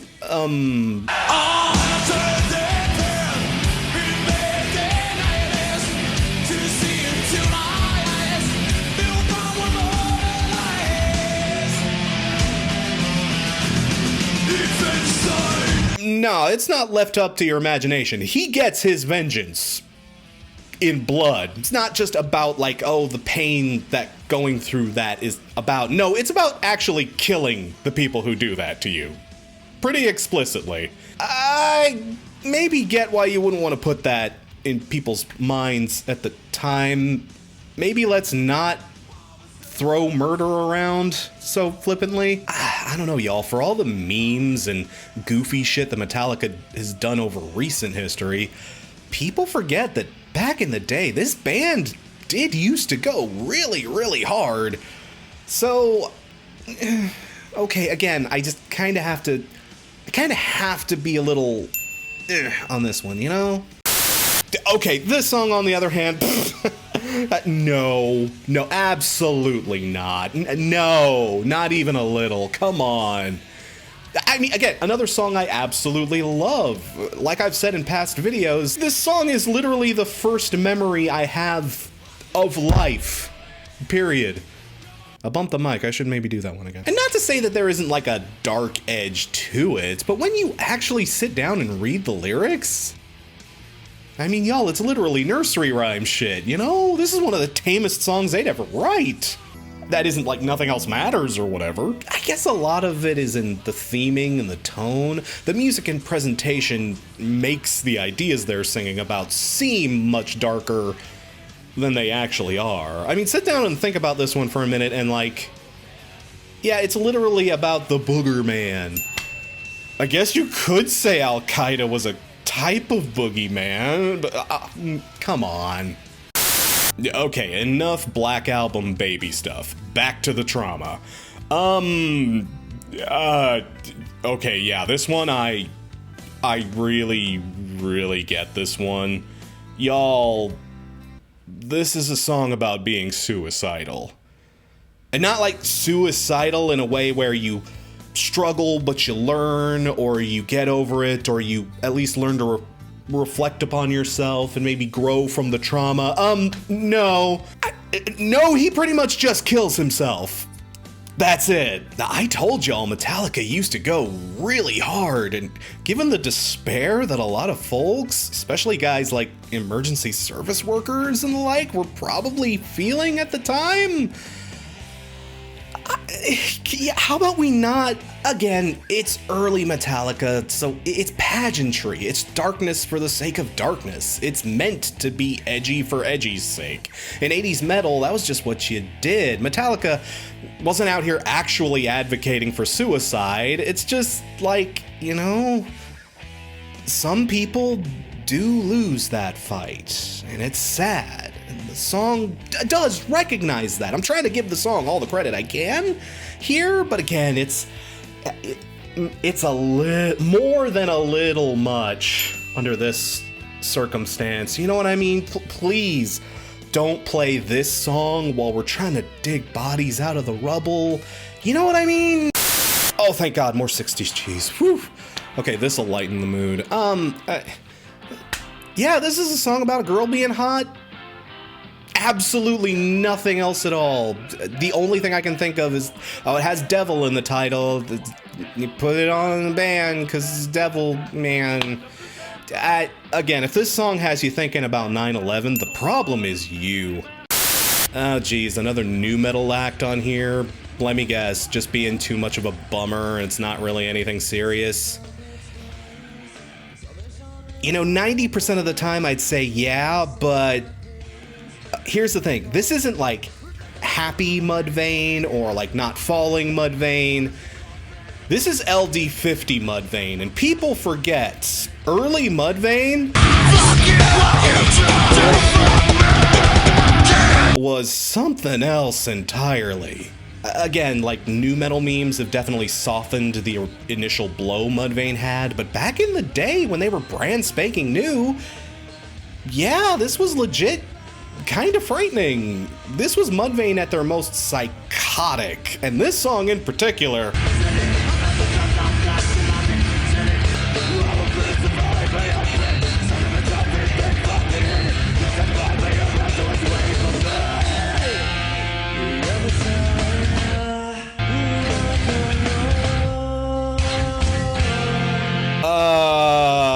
The song isn't about like societal collapse or anything like that. It's more of a personal sort of screed. It was written about Chad Gray's grandmother, who was on her deathbed at the time, but oh, even still, y'all, this song is just so fucking dark. Like, it's so dark. Again, even with the topic, I can't say it would have been a terrible idea to yank this one down for a little bit. Hell, I'd argue pretty much all of LD50 is probably fair game here. Man, it's weird to think Mudvayne used to go this hard. Yes, that Mudvayne, that same Mudvayne. Huh? This song is about the hope that America offers people. Why on earth is this on the list? Is it because there's a mention of planes? But like, no, that's just about, you know, the paths that a lot of immigrants take to get to America. Wait, hang on. Is this song on here because it literally mentions immigrants? Is that what this is about? How on earth did you pull off being xenophobic towards Neil fucking Diamond. That's almost impressive in how stupid it is. Ice cold green. Ice cold green in America. Oh no, it's German! Kill it! Kill it! No, it's German! Ah! No, but real talk, I guess the song is about the world ending? It's about a nuclear holocaust that was brought on by a simple mistake. I guess there's a small part of me that gets it, especially with this particular line towards the end. Okay, I can understand why New Yorkers wouldn't want to hear that around that time. I don't know, this one's still hard to put on here. It's an upbeat, shiny little 80s pop tune, and not to mention the fact that the most popular version is in German. I'm sorry, that knocks a lot of points off in my book. I really don't think this would have triggered many folks, even with the English version. Like, I don't know, the only reason I even remember half the lyrics to this song is because of 30 Rock. Hast du etwas Zeit für mich, dann singe ich ein Lied für dich. Really? What a weird choice of Nine Inch Nails songs to put on here. I guess I'm not surprised to see Nine Inch Nails on here, but this is the only Nine Inch Nails song that made the list. This song doesn't really have much of a meaning. It's just like anger, rawr. No, I'm not exaggerating here. That's what the song is. It's just a generically angry song. Trent himself doesn't remember who or what he originally addressed the lyrics to. Likely no one or nothing specific at all, as the song was just hastily hammered out in 15 minutes on a whim. Call it a hot take, but I'm going green on this one. Like, yes, it is a very angry song, and it is a very in-your-face kind of song, but I don't, the anger here is literally directionless. It isn't pointed at any one thing or any one person, especially considering that as far as Nine Inch Nails songs go, there were a lot of other tracks you may have had a better case for, especially given that The Fragile had come out. Y'all remember the stuff that's on The Fragile?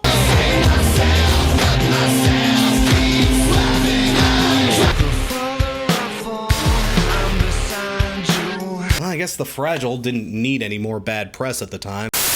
Really? I guess maybe because it is technically a song about death.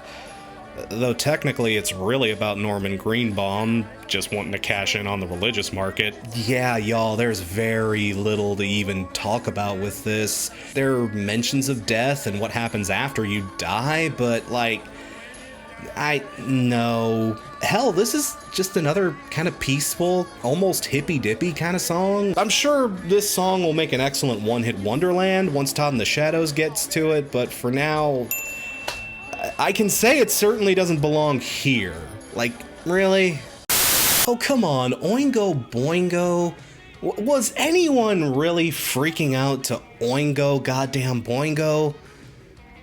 Well, not this album, at least. If you want the really heavy shit with Oingo Boingo, you, like, spin Only a Lad or Nothing to Fear. But, like, this song specifically, okay, it mentions death and being dead, I guess, but it's like, in the goofiest possible sense you could even imagine it. I'm sorry, but if this song is goofy enough for a Rodney Dangerfield flick, it's goofy enough to keep on the radio. Don't run away, it's only me. Oh man, this song, oh boy. See, even before 9/11, this song had kind of a controversial past. Back in the 80s, a 19-year-old guy committed suicide after reportedly listening to the songs a number of times on repeat. Anytime anyone wants to like browbeat Ozzy, this track inevitably comes up. And the thing we have to revisit every time we talk about this song is it's not actually about suicide. Not like literal suicide, at least. I mean, yeah, the song is about drinking yourself to death to try to run away from your demons, but the song goes into very explicit detail to tell you how that's like not a good thing. It warns you that turning to substance abuse to fix your problems really just creates more problems for you. I'll leave this one at blue just because, even with the implied positive message, I guess it's a little dour. Maybe pushing anything that had suicide in the title wasn't in the best of tastes necessarily, but come on, we already had a full freaking trial over this song. Do we really need to have this dance again? No. Just absolutely not. Come now. The song is so cheesy, it's against vegan principles to listen to it. And as a Midwesterner, I find this song kind of offensive, personally. I mean, I'm a Hoosier, and even I knew this. Come on. No. How dare you try to rob us of that amazing guitar solo?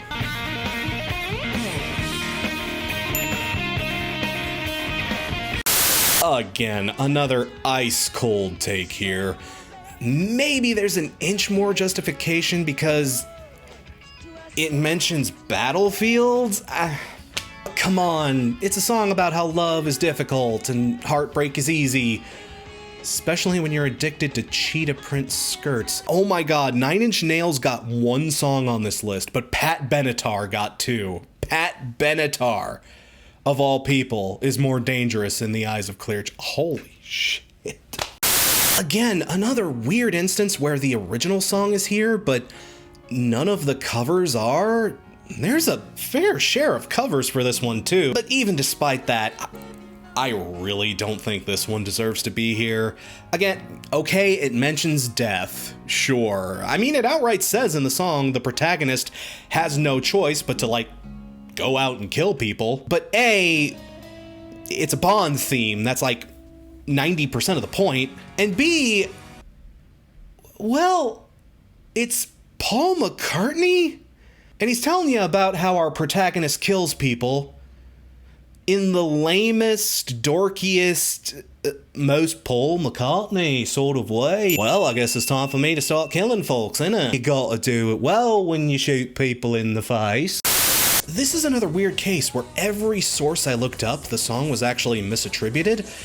It says it's a Peter Gabriel song, but Peter Gabriel is actually just a feature. This song is actually done by a group called the Afro-Celt Sound System. Let me guess, it's another song about falling in love that was taken way too literally and has no right.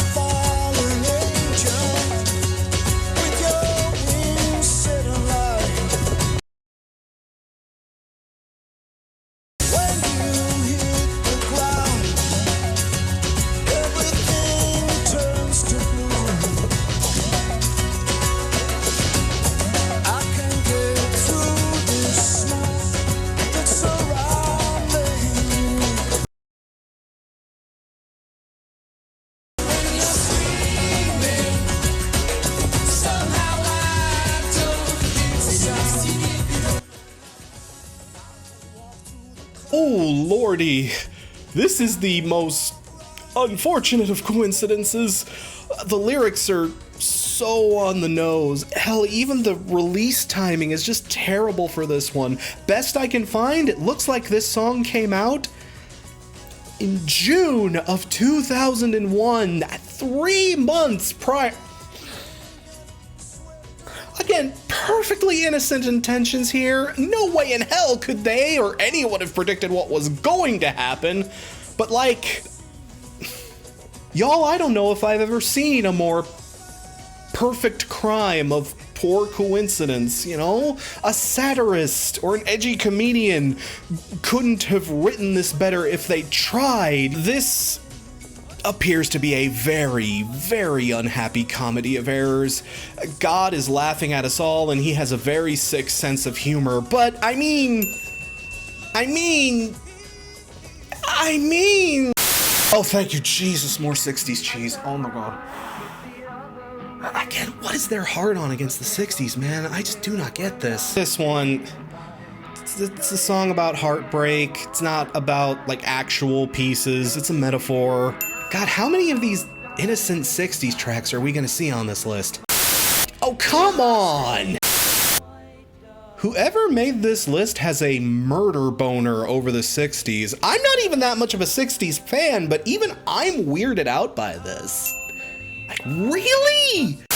Though I guess I can give this one a little bit of credit, actually. It is about planes and not coming back again. But come on, you didn't even ban the edgiest version of this song. This song was originally a John Denver track, and wow, I just had to call John Denver edgy. That's what this list has reduced my brain to. We have dozens more to go. Okay, to whoever made this list, were y'all just trying to get back at your parents? Is that what this is? This had to have been made by some cynical Gen Xers just getting vengeance for all the 60s cheese their parents made them listen to growing up. I mean, for songs as innocent as this, I just can't think of another good excuse. I mean, hey, there are plenty of reasons to be angry at the boomers. I can feel you on that, but like Petula Clark, of all people, wasn't one of them. Leave poor Petula Clark alone. Man, Petula Clark does not deserve this kind of treatment. Even I can agree with that. See, this one I'm actually a little mixed on. I mean, it's another one of those instances like Head Like a Hole, where it isn't necessarily about anything or anyone specific. At least according to the man himself. It was more just like about raw feeling and raw emotion. It doesn't have a target, just like vague feelings of like anger and vengeance and shit. Usually that'd be enough to make it an easy green, but the feelings on display here are a little bit more specific than Head Like a Hole, you know? This song is literally about spite. It's about hatred. It's about begging for retribution. More importantly, it is very, very much about wanting revenge. Head Like a Hole, that song has a very broad target. You know, you could assign the target to that song to almost any kind of system or vague power structure. No, it's about the government or the media. Bow down before the one you serve. That could be a lot of folks, people. Capitalism is fun, isn't it? But this song, this is about hating someone specifically. And even though it's vague, it is about wanting some kind of violent payback. And, well, I'd still say this song is a really dumb choice for this list. Even I'd argue that's not what the song is really about. The song is really about that. But like, I'll go blue, I guess? Head Like a Hole reads like a teenager reading his first book on political theory. This reads like someone who either wants to commit murder or already has, and we just haven't caught him yet. Okay, for this one, you definitely have a point. I can't even front with you. But the song is complicated. In The Wall, this is the point of the album where the narrator goes full-on fascist and literally starts trying to incite his crowd to commit random acts of violence. If you've seen the movie, this is where some of the most uncomfortable stuff happens. Okay, I have to ask, were there really that many radio stations even playing this song? I mean, with a lot of songs on this list, I have to wonder how much actual radio play they were even getting. And this is definitely one of those, but I guess if there were any stations out there playing this one during the time, the one song where there is actual societal breakdown dissolving into pure fascism taking place, I'd say this would be the one you do put on the list. This might be the strongest orange we get on this list. The only thing I could think of that could potentially go higher than this song is maybe the Doug Walker version. Okay, this one on the other hand, you know, even with some of the lines in it, I feel like there's much less justification here. Sure, there is a lot of disturbing imagery going on in this song, but it's mostly about being raised by shitty parents. That stuff about running for president and the doom about dropping the bomb. Okay, I kind of see where your head's at there. I mean, at the immediate moment, we did kind of wonder if that wasn't a somewhat valid question, you know? I'm only going blue as far as this one goes, though. I wouldn't have wanted to hear it necessarily, but as we've already seen, it can get way worse than this.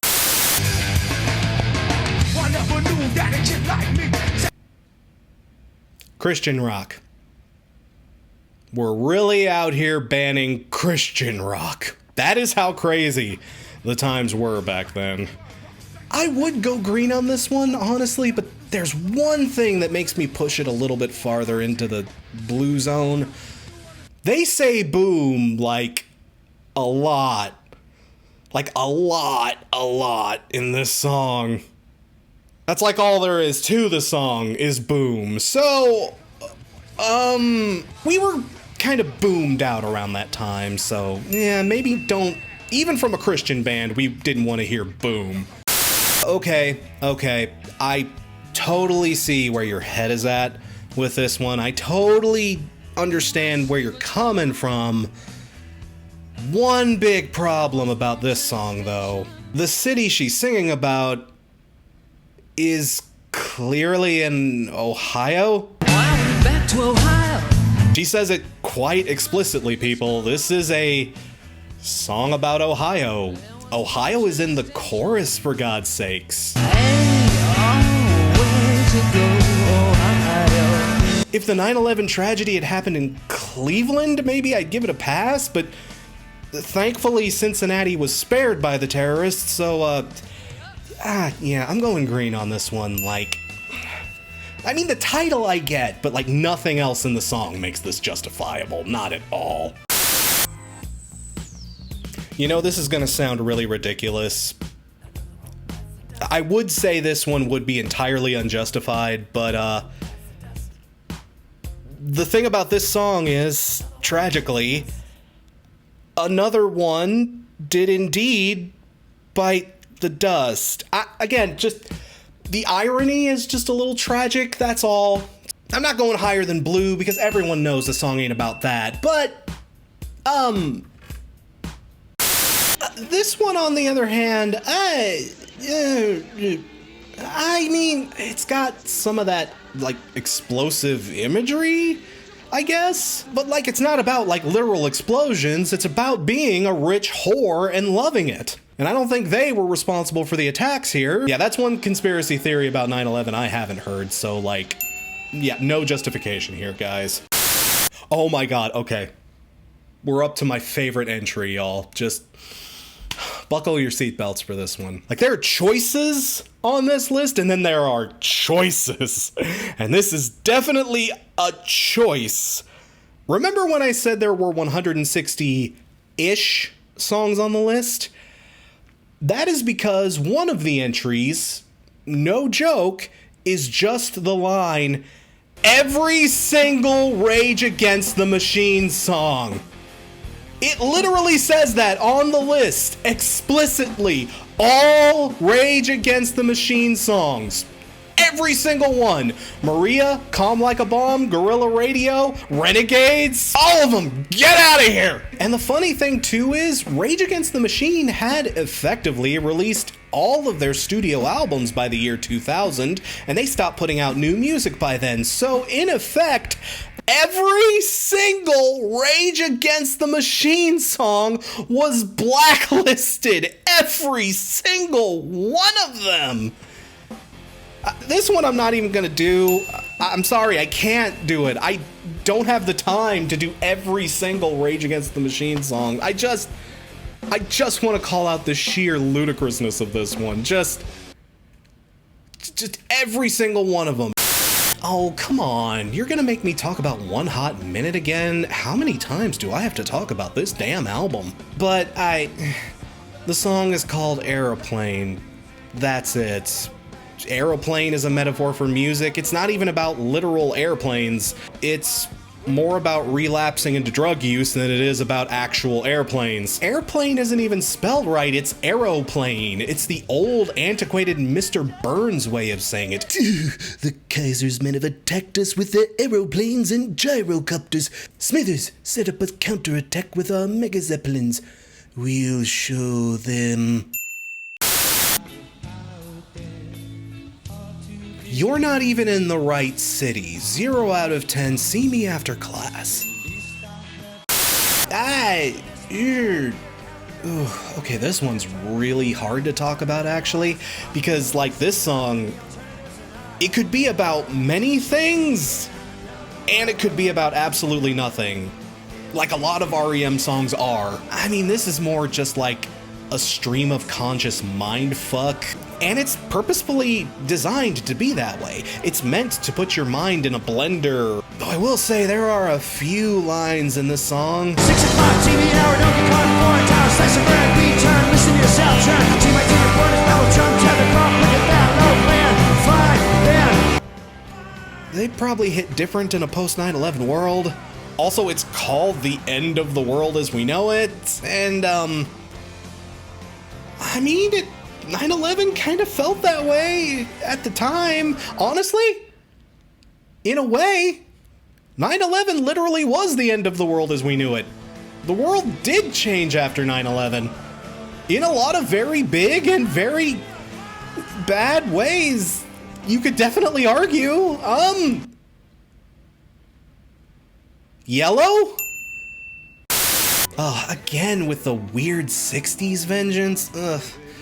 This one makes even less sense than a lot of the others because it's just about a guy who... I'm a pretty senorita waiting for me down in New Mexico. And if you're ever in Alaska, stop and see my cute little Eskimo. Travels around, gets a lot of pussy? That's literally it. This song is basically the Mambo number 5 of its day. New York isn't even one of the destinations he goes to for pussy, so... Yeah, the band Nelson has more merit than this one, guys. Like, again, I can think of almost no reason why this song would be on here. I think, again, like Lynyrd Skynyrd, this one's on here just because 9/11 happened to be a Tuesday. And whoever hates this list just hates the 60s, so okay, throw the Stones on there too. Not Paint It Black. Paint It Black is fine, but like Ruby Tuesday, that's the one we gotta... Oh, come on. Please don't make me talk about Saliva again. I just got done talking about Saliva. You know, for my analysis on this one, just see the POD entry. It's the same thing. It goes boom a lot, so fine, but no more than blue. Just only because we're boomed out. God damn it. Oh, yeah, for analysis on this one, see Herman's Hermits. Wow, I didn't think I'd get to do that twice, especially in a row. I got nothing. Literally nothing here. I have nothing to say. The only reason I can think this is here is Evil Ways. Oh, it mentions evil, and the terrorists are evil, and it's from the 60s. That's enough for me. Oh, Savage Garden? Savage Garden? Cherry Cola? That's Savage Garden? Really? Let me guess, it's only called that because Crash and Burn, right? Just a title case?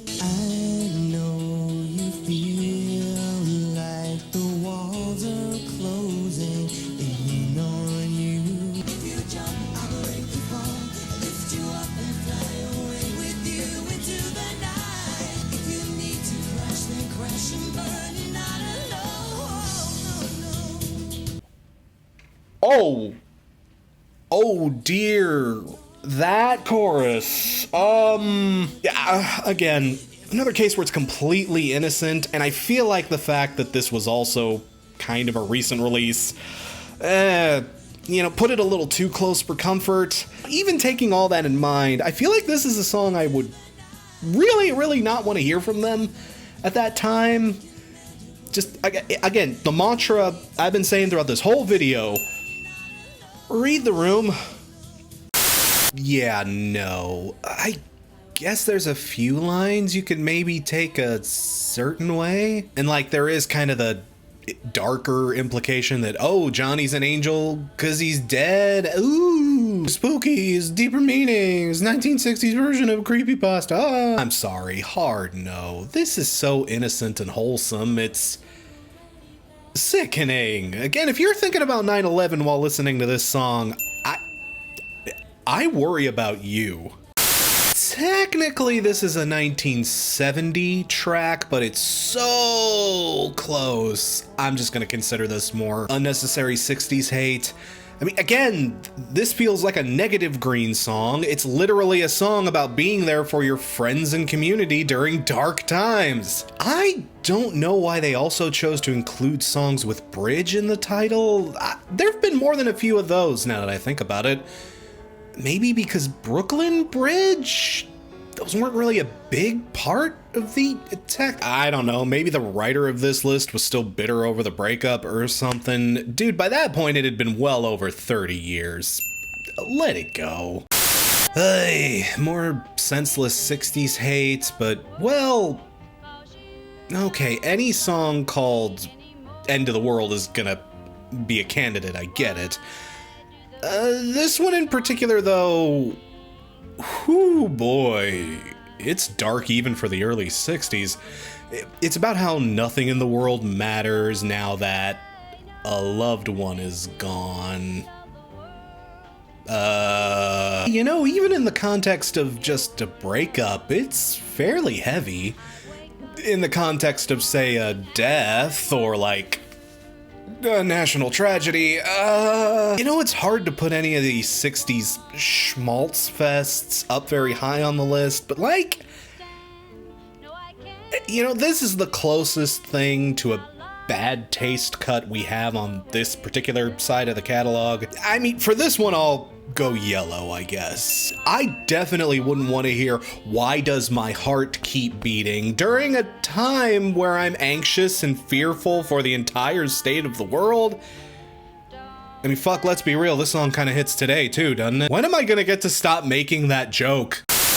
Fun fact, Iowa released on August 28th, 2001.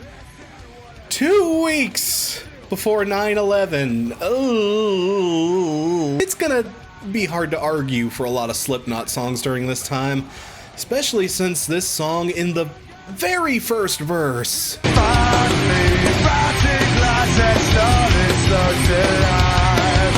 Oh, and that chorus too. I mean, it's still a pretty big stretch.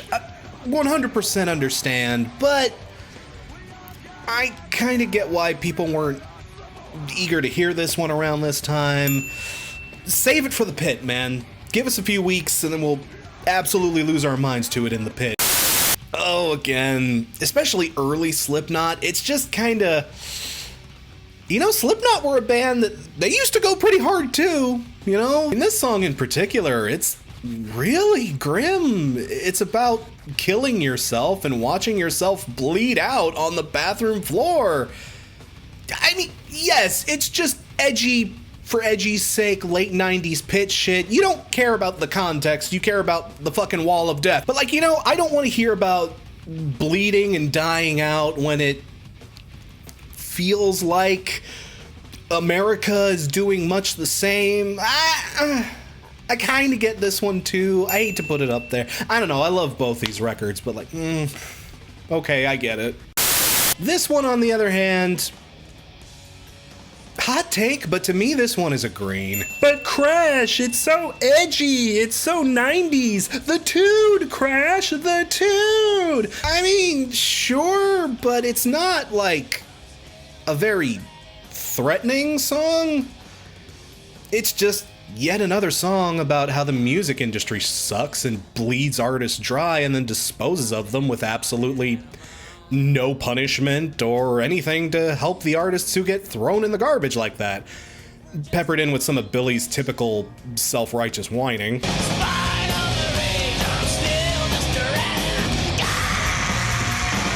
Again, the songs that are on here just because they talk about how much the music industry sucks, that feels like cheating, man. I know what you were doing there. I mean, the music still slaps, make no mistake. I love this song, but Pumpkin's lyrics, especially as the years go on and we get farther away from the cynicism and defeatism of 90s culture, I'm just saying some of them have aged better than others, and this is one of those songs where lyrically,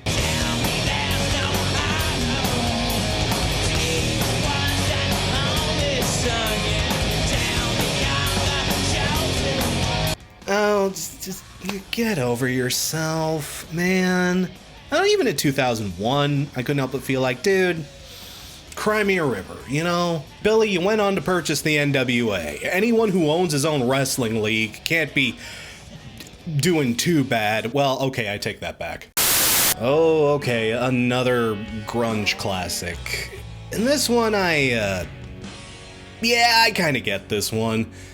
Even though it's one of those optimistic message hidden in dark lyrics kind of songs, again, if you really read between the lines on this one, there's actually kind of a positive message behind everything. The song is about actually trying to find strength in the fact that you haven't died yet, despite the many, many, many things that have come to kill you. But like, the outside world is currently blowing up, so again, it's one of those cases where I'm not really interested in reading between the lines. I'm fucking traumatized. Could you not, maybe? I don't know, I still love this song. Okay, this song though, even though it is more of a bummer song technically, I'm less eager to get on its case. I mean, again, yes, it is a very sad and mopey song, and anything that was particularly sad just kind of automatically got put on the shit list. But like Blow Up the Outside World, this is also one of those stealth-happy songs, in that the overall message is, hey, see this terrible thing that's happening? How about we don't do that, yeah? Like, we can all agree this sucks, right? Yeah? Yeah? Okay, good. Like, that's the subtext behind the song. At least, that's what I've heard the subtext is, you know. I didn't write it. But I mean, it is still a bummer, and it often can be read as being a bummer drummer kind of song. It's less on the nose than Blow Up the Outside World, honestly, though. So, let's kick it down a little bit. Let's kick it to blue. I mean, that feels okay to me. I can live with blue on this one. Okay, but this song, on the other hand, I'm sorry, but I don't get this one at all. I mean, okay, I guess you could technically call this one a bummer too. See, but the problem with this one, though, is that it's so loose and esoteric in its meaning that it could be a bummer, but fuck, this song could be about anything.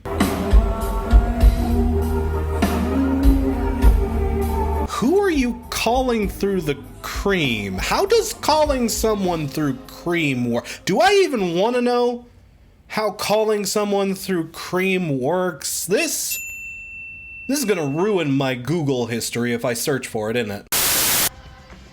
Come on. Come directly the hell on. I mean, I guess if you play the music over the wrong footage, okay, yeah, that's in poor taste. So why did I do it? But like, come on, who takes this song seriously? During any occasion. It's a song you play at sporting events when the team you don't like loses. I'm sorry, even with the possibility for some very dark jokes, I have to go green. Look at the cover art! This makes you think of 9/11? Please get away from me. Oh, no. The song is called Jet Airliner. Well, okay, the song in context probably isn't that bad, right? Goodbye to my friend, goodbye to me, but I said, yes I can, 707. I got tears in my eyes, you know you got to go through hell before you get to heaven. Oh, yikes! Goddamn shit. Again, it's innocent enough when associated with the proper context, but like, another solid case of read the room, dude. What? This is just another doofy song about how the music industry is shady. Not only that, but it's like, one of the poppiest, doofiest songs this band would ever write. Tiny Music is by far the most mellow and poppy album they'd ever do, and arguably their best. Hey, check out this special edition I got on vinyl. Yeah, it's called Big Bang Baby, but come on, look at this and then just come on. Again, this one makes very little sense to me.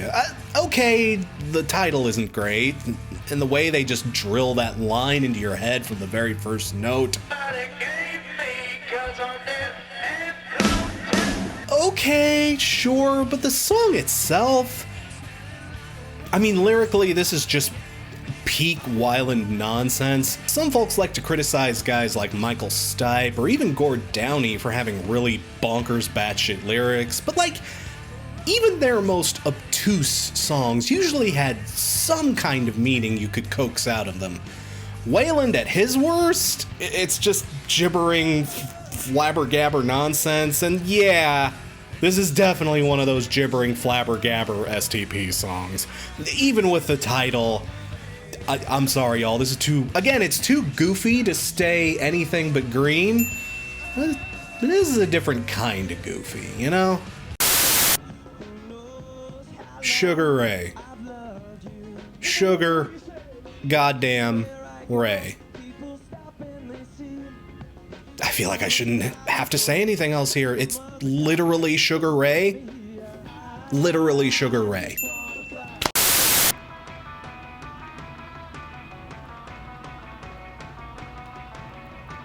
It's an instrumental! It has one word in the entire song! Eat my ass! Ooh, okay, so this was another big entry on the list. I remember a lot of folks talking about this one when it got blackballed. Mostly because it's low-key one of System of a Down's best songs, and this was one of the few tracks that I actually did see a lot of people pull off the radio after 9/11 happened. Like, this was one of the band's stations actually did take kind of seriously.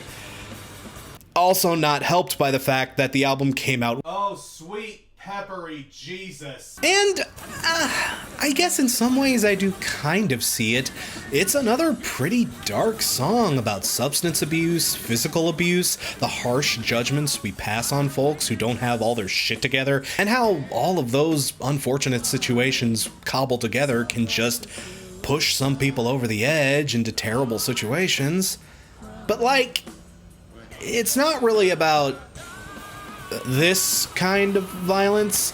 It's about personal destruction. And the way the song is written in such a vague and clandestine manner, it's not an on-the-nose kind of track. I mean, it's called Chop Suey, for God's sake. You really gotta dig deep in order to fully understand everything that's going on this track. At least more so than you had to with a lot of new metal, is all I'm saying. I think there are two major reasons why this one was pulled.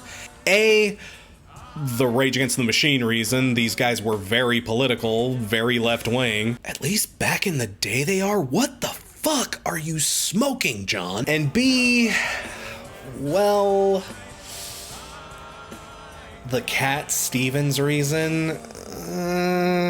You know, that's where things get a little icky. Well, more than a little icky, you know what I mean? But even taking all of that out of the equation, the song is still a little harsh. It does deal with a very difficult topic, and it is very unflinching about it.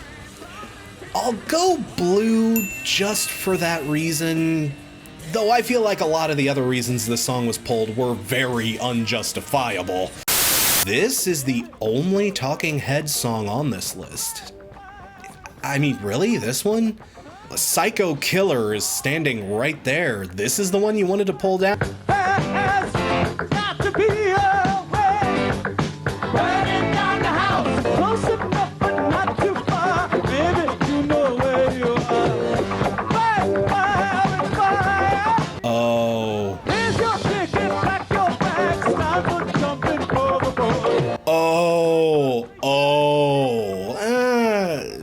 Okay, this one feels maybe you like a little much. I kind of see where you're coming from a bit.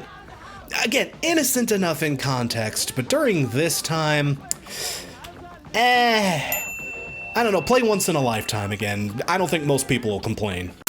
Oh, man, this one... Honestly, this one kind of hurts because I adore this song. This may be one of my favorite songs from the entire grunge era as a whole. I just love Temple of the Dog, y'all. That record was so good. But the thing is, too, I kind of have to agree here. This is a very sad song, probably the saddest on the entire record, primarily because it's the one that directly addresses the death of Mother Love Bones Andrew Wood. It's basically a eulogy song, a touching, warm, and heartfelt eulogy, no doubt, but like, man, it is such a sad one. This is a sad song, like a nuclear sad kind of song, y'all. And while we're still literally digging through the rubble trying to find people, let's not play the funeral dirges just yet, you know, let the dead rest for a bit. Another song I love and hate to see on this list, honestly, but I do understand why it's here. The title alone is yeesh, but the song is also, very clearly about suicide. I'd argue that it is a positive song on the whole. It's about fighting for your life and having people who do want to fight for you during those dark times. And man, the song's narrator is doing everything he can to try and save this person's life. But it's still a little much. It's a little heavy. Given that the images of people jumping out of windows are still triggering people even to this day. Again, I love this song, but you know, I kinda get it. I do. This one though, I really don't see it. It's a dirt simple song about exactly what the title says. When will I see you again? Which I guess you could interpret as being about death in a very broad sense.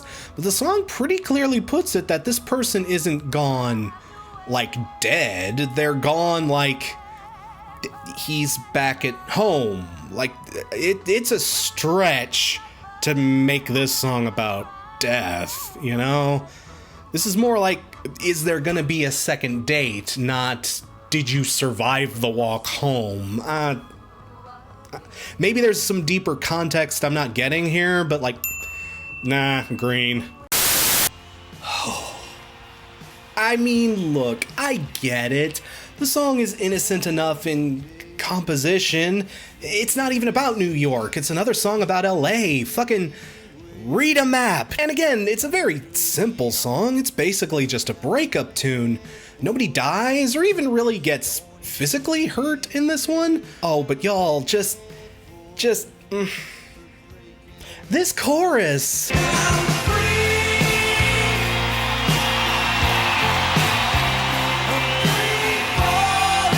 I mean, if I have to give Jumper a yellow, I kinda have to give this one a yellow too.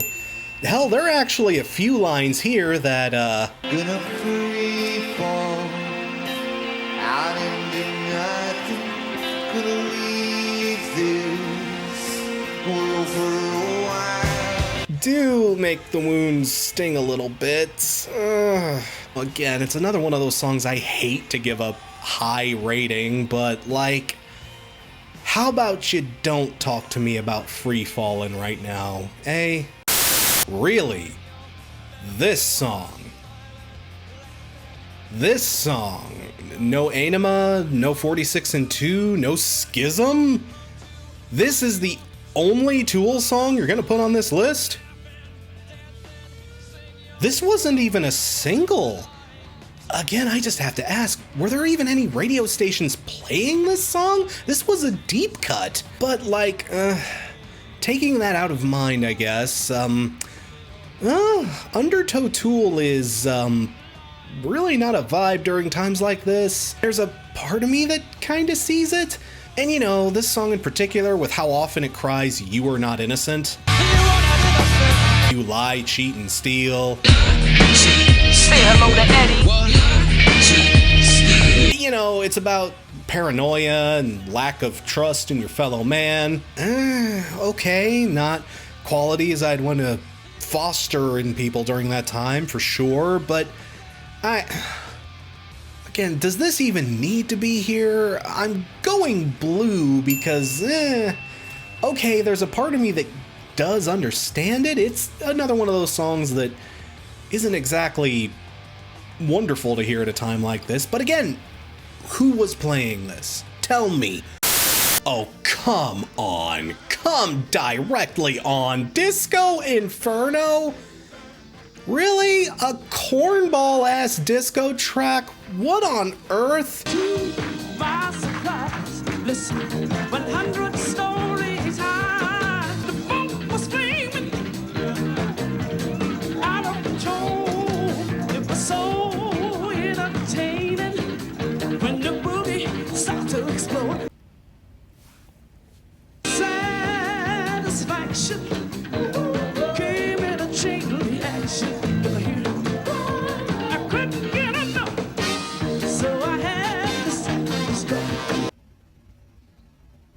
Turn that mama down.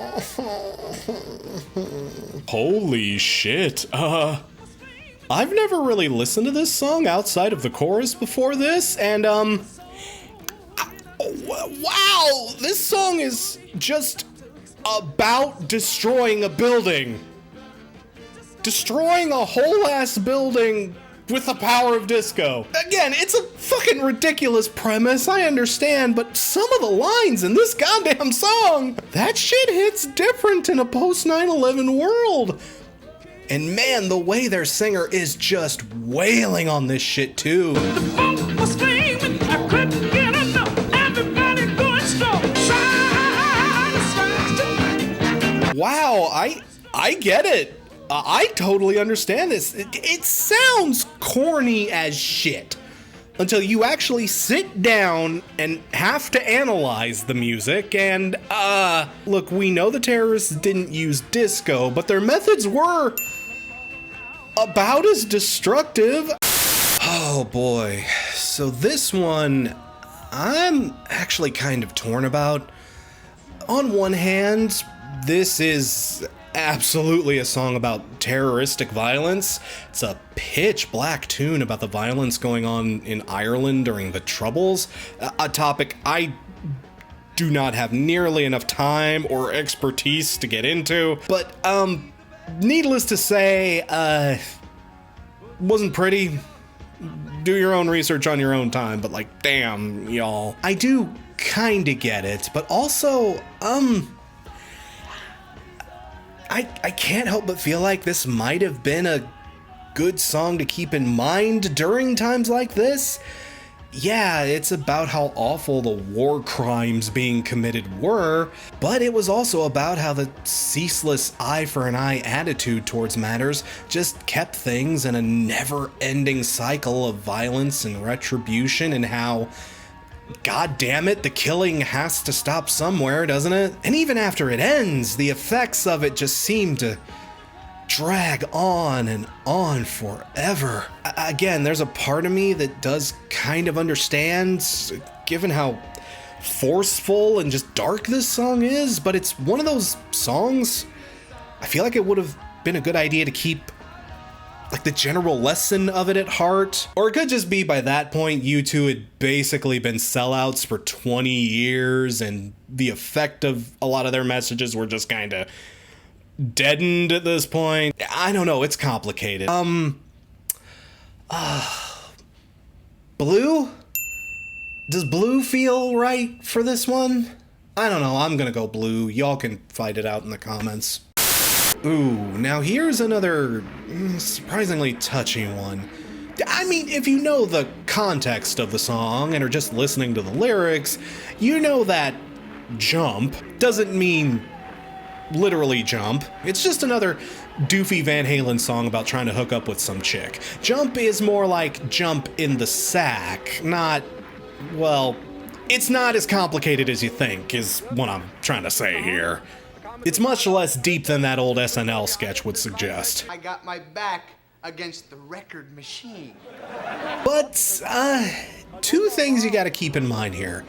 A, again, it's the POD problem. Jump is just such a big, prominent part of the song, you know? And B, the rumor behind this song for the longest time was that David Lee Roth came up with the concept after seeing someone on TV threatening suicide by jumping off a building.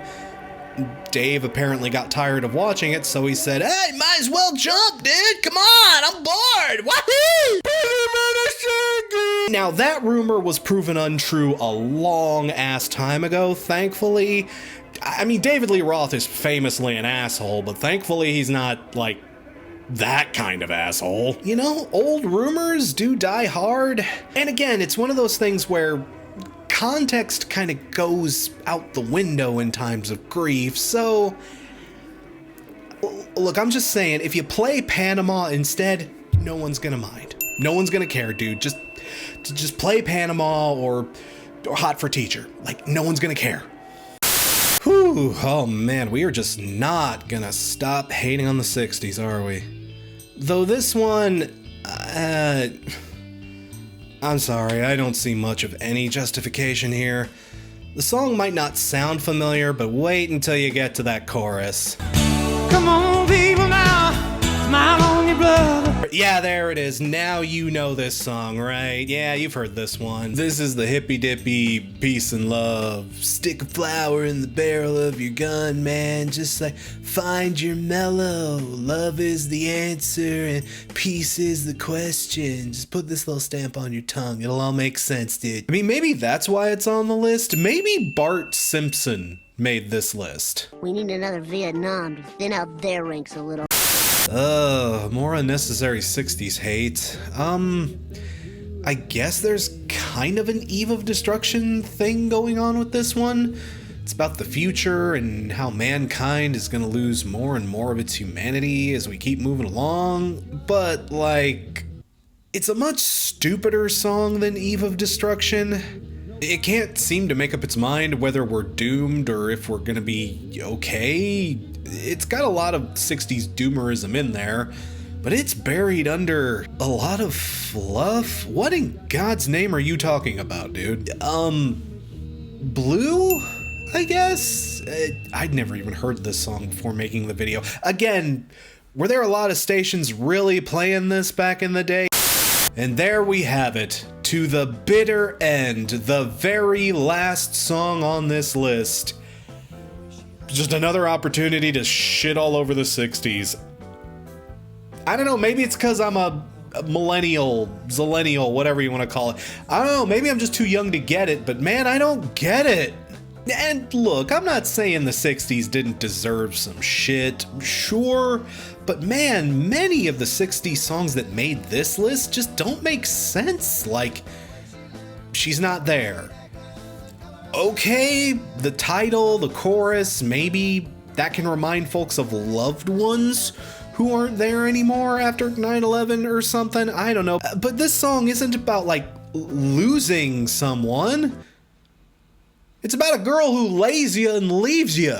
It's one of the rarer songs out there, like The Wanderer, except it's about guys getting abandoned during their one-night stand. I'd say this is more the man-eater of its time, maybe? That being said, it's not sad, like, at all. If anything, it's actually kinda whiny and pathetic.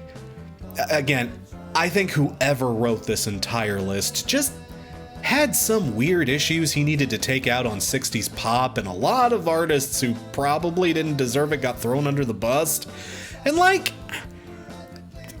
come on, what did the Zombies ever do to you? And that is the list. Oh my God, I am so tired. What are our final stats? Out of all 160 whatever songs, the final count is 0 red, You know, I stick by that too, by the way. I did not put any reds on this list. I figured red would mean, you know, that would be the complete strongest. That would be, yes, I 100% agree, this should not be on the air. And like, even a lot of the strong ones on here, stuff like Run Like Hell or Fire or even Disco Inferno, I genuinely don't think pulling them down completely would have been the right move. I don't agree with Clear Channel on this list. I hope that's been made perfectly clear here. I'm honestly glad that so many people actually called Clear Channel's bluff on this, because pulling these songs down entirely would have given the people who committed those attacks some kind of genuine power. I feel like having those songs pulled would have taken away more hope than it would have granted peace of mind, you know? There are some that have greater cause than others. Maybe don't play them for like maybe a little while, like a week or two, but no, on the whole, I don't think any of these I don't think they deserved the treatment they got. Again, I've been given the strongest benefit of the doubt I can give, and even then, no reds, 0. I stick by that. As for the other colors, we had 7 oranges. Honestly, kind of surprised it got that high. Around 30 yellows, 32 blues, and we walk away from this list with the clear winner being green. 93 greens. 93. This list is a great big bowl of broccoli. That's almost 60% of the entire list. And like, that was me being generous. I was trying to help bring that number down when I walked into this. Like, I was working to get on your level, and even then, this is the best I can do for you. That's what I get for trying to give Clear Channel the benefit of the doubt. Absolute chud muffins, the lot of them. Even to this day, you're just terrible. I don't know. I hope y'all had fun watching me poke fun at a lot of this stuff. This has been a long ass video, so anyway, thanks for watching. I'm Crash Thompson. I'll see you when I see ya. I'm gonna have a nice little nap.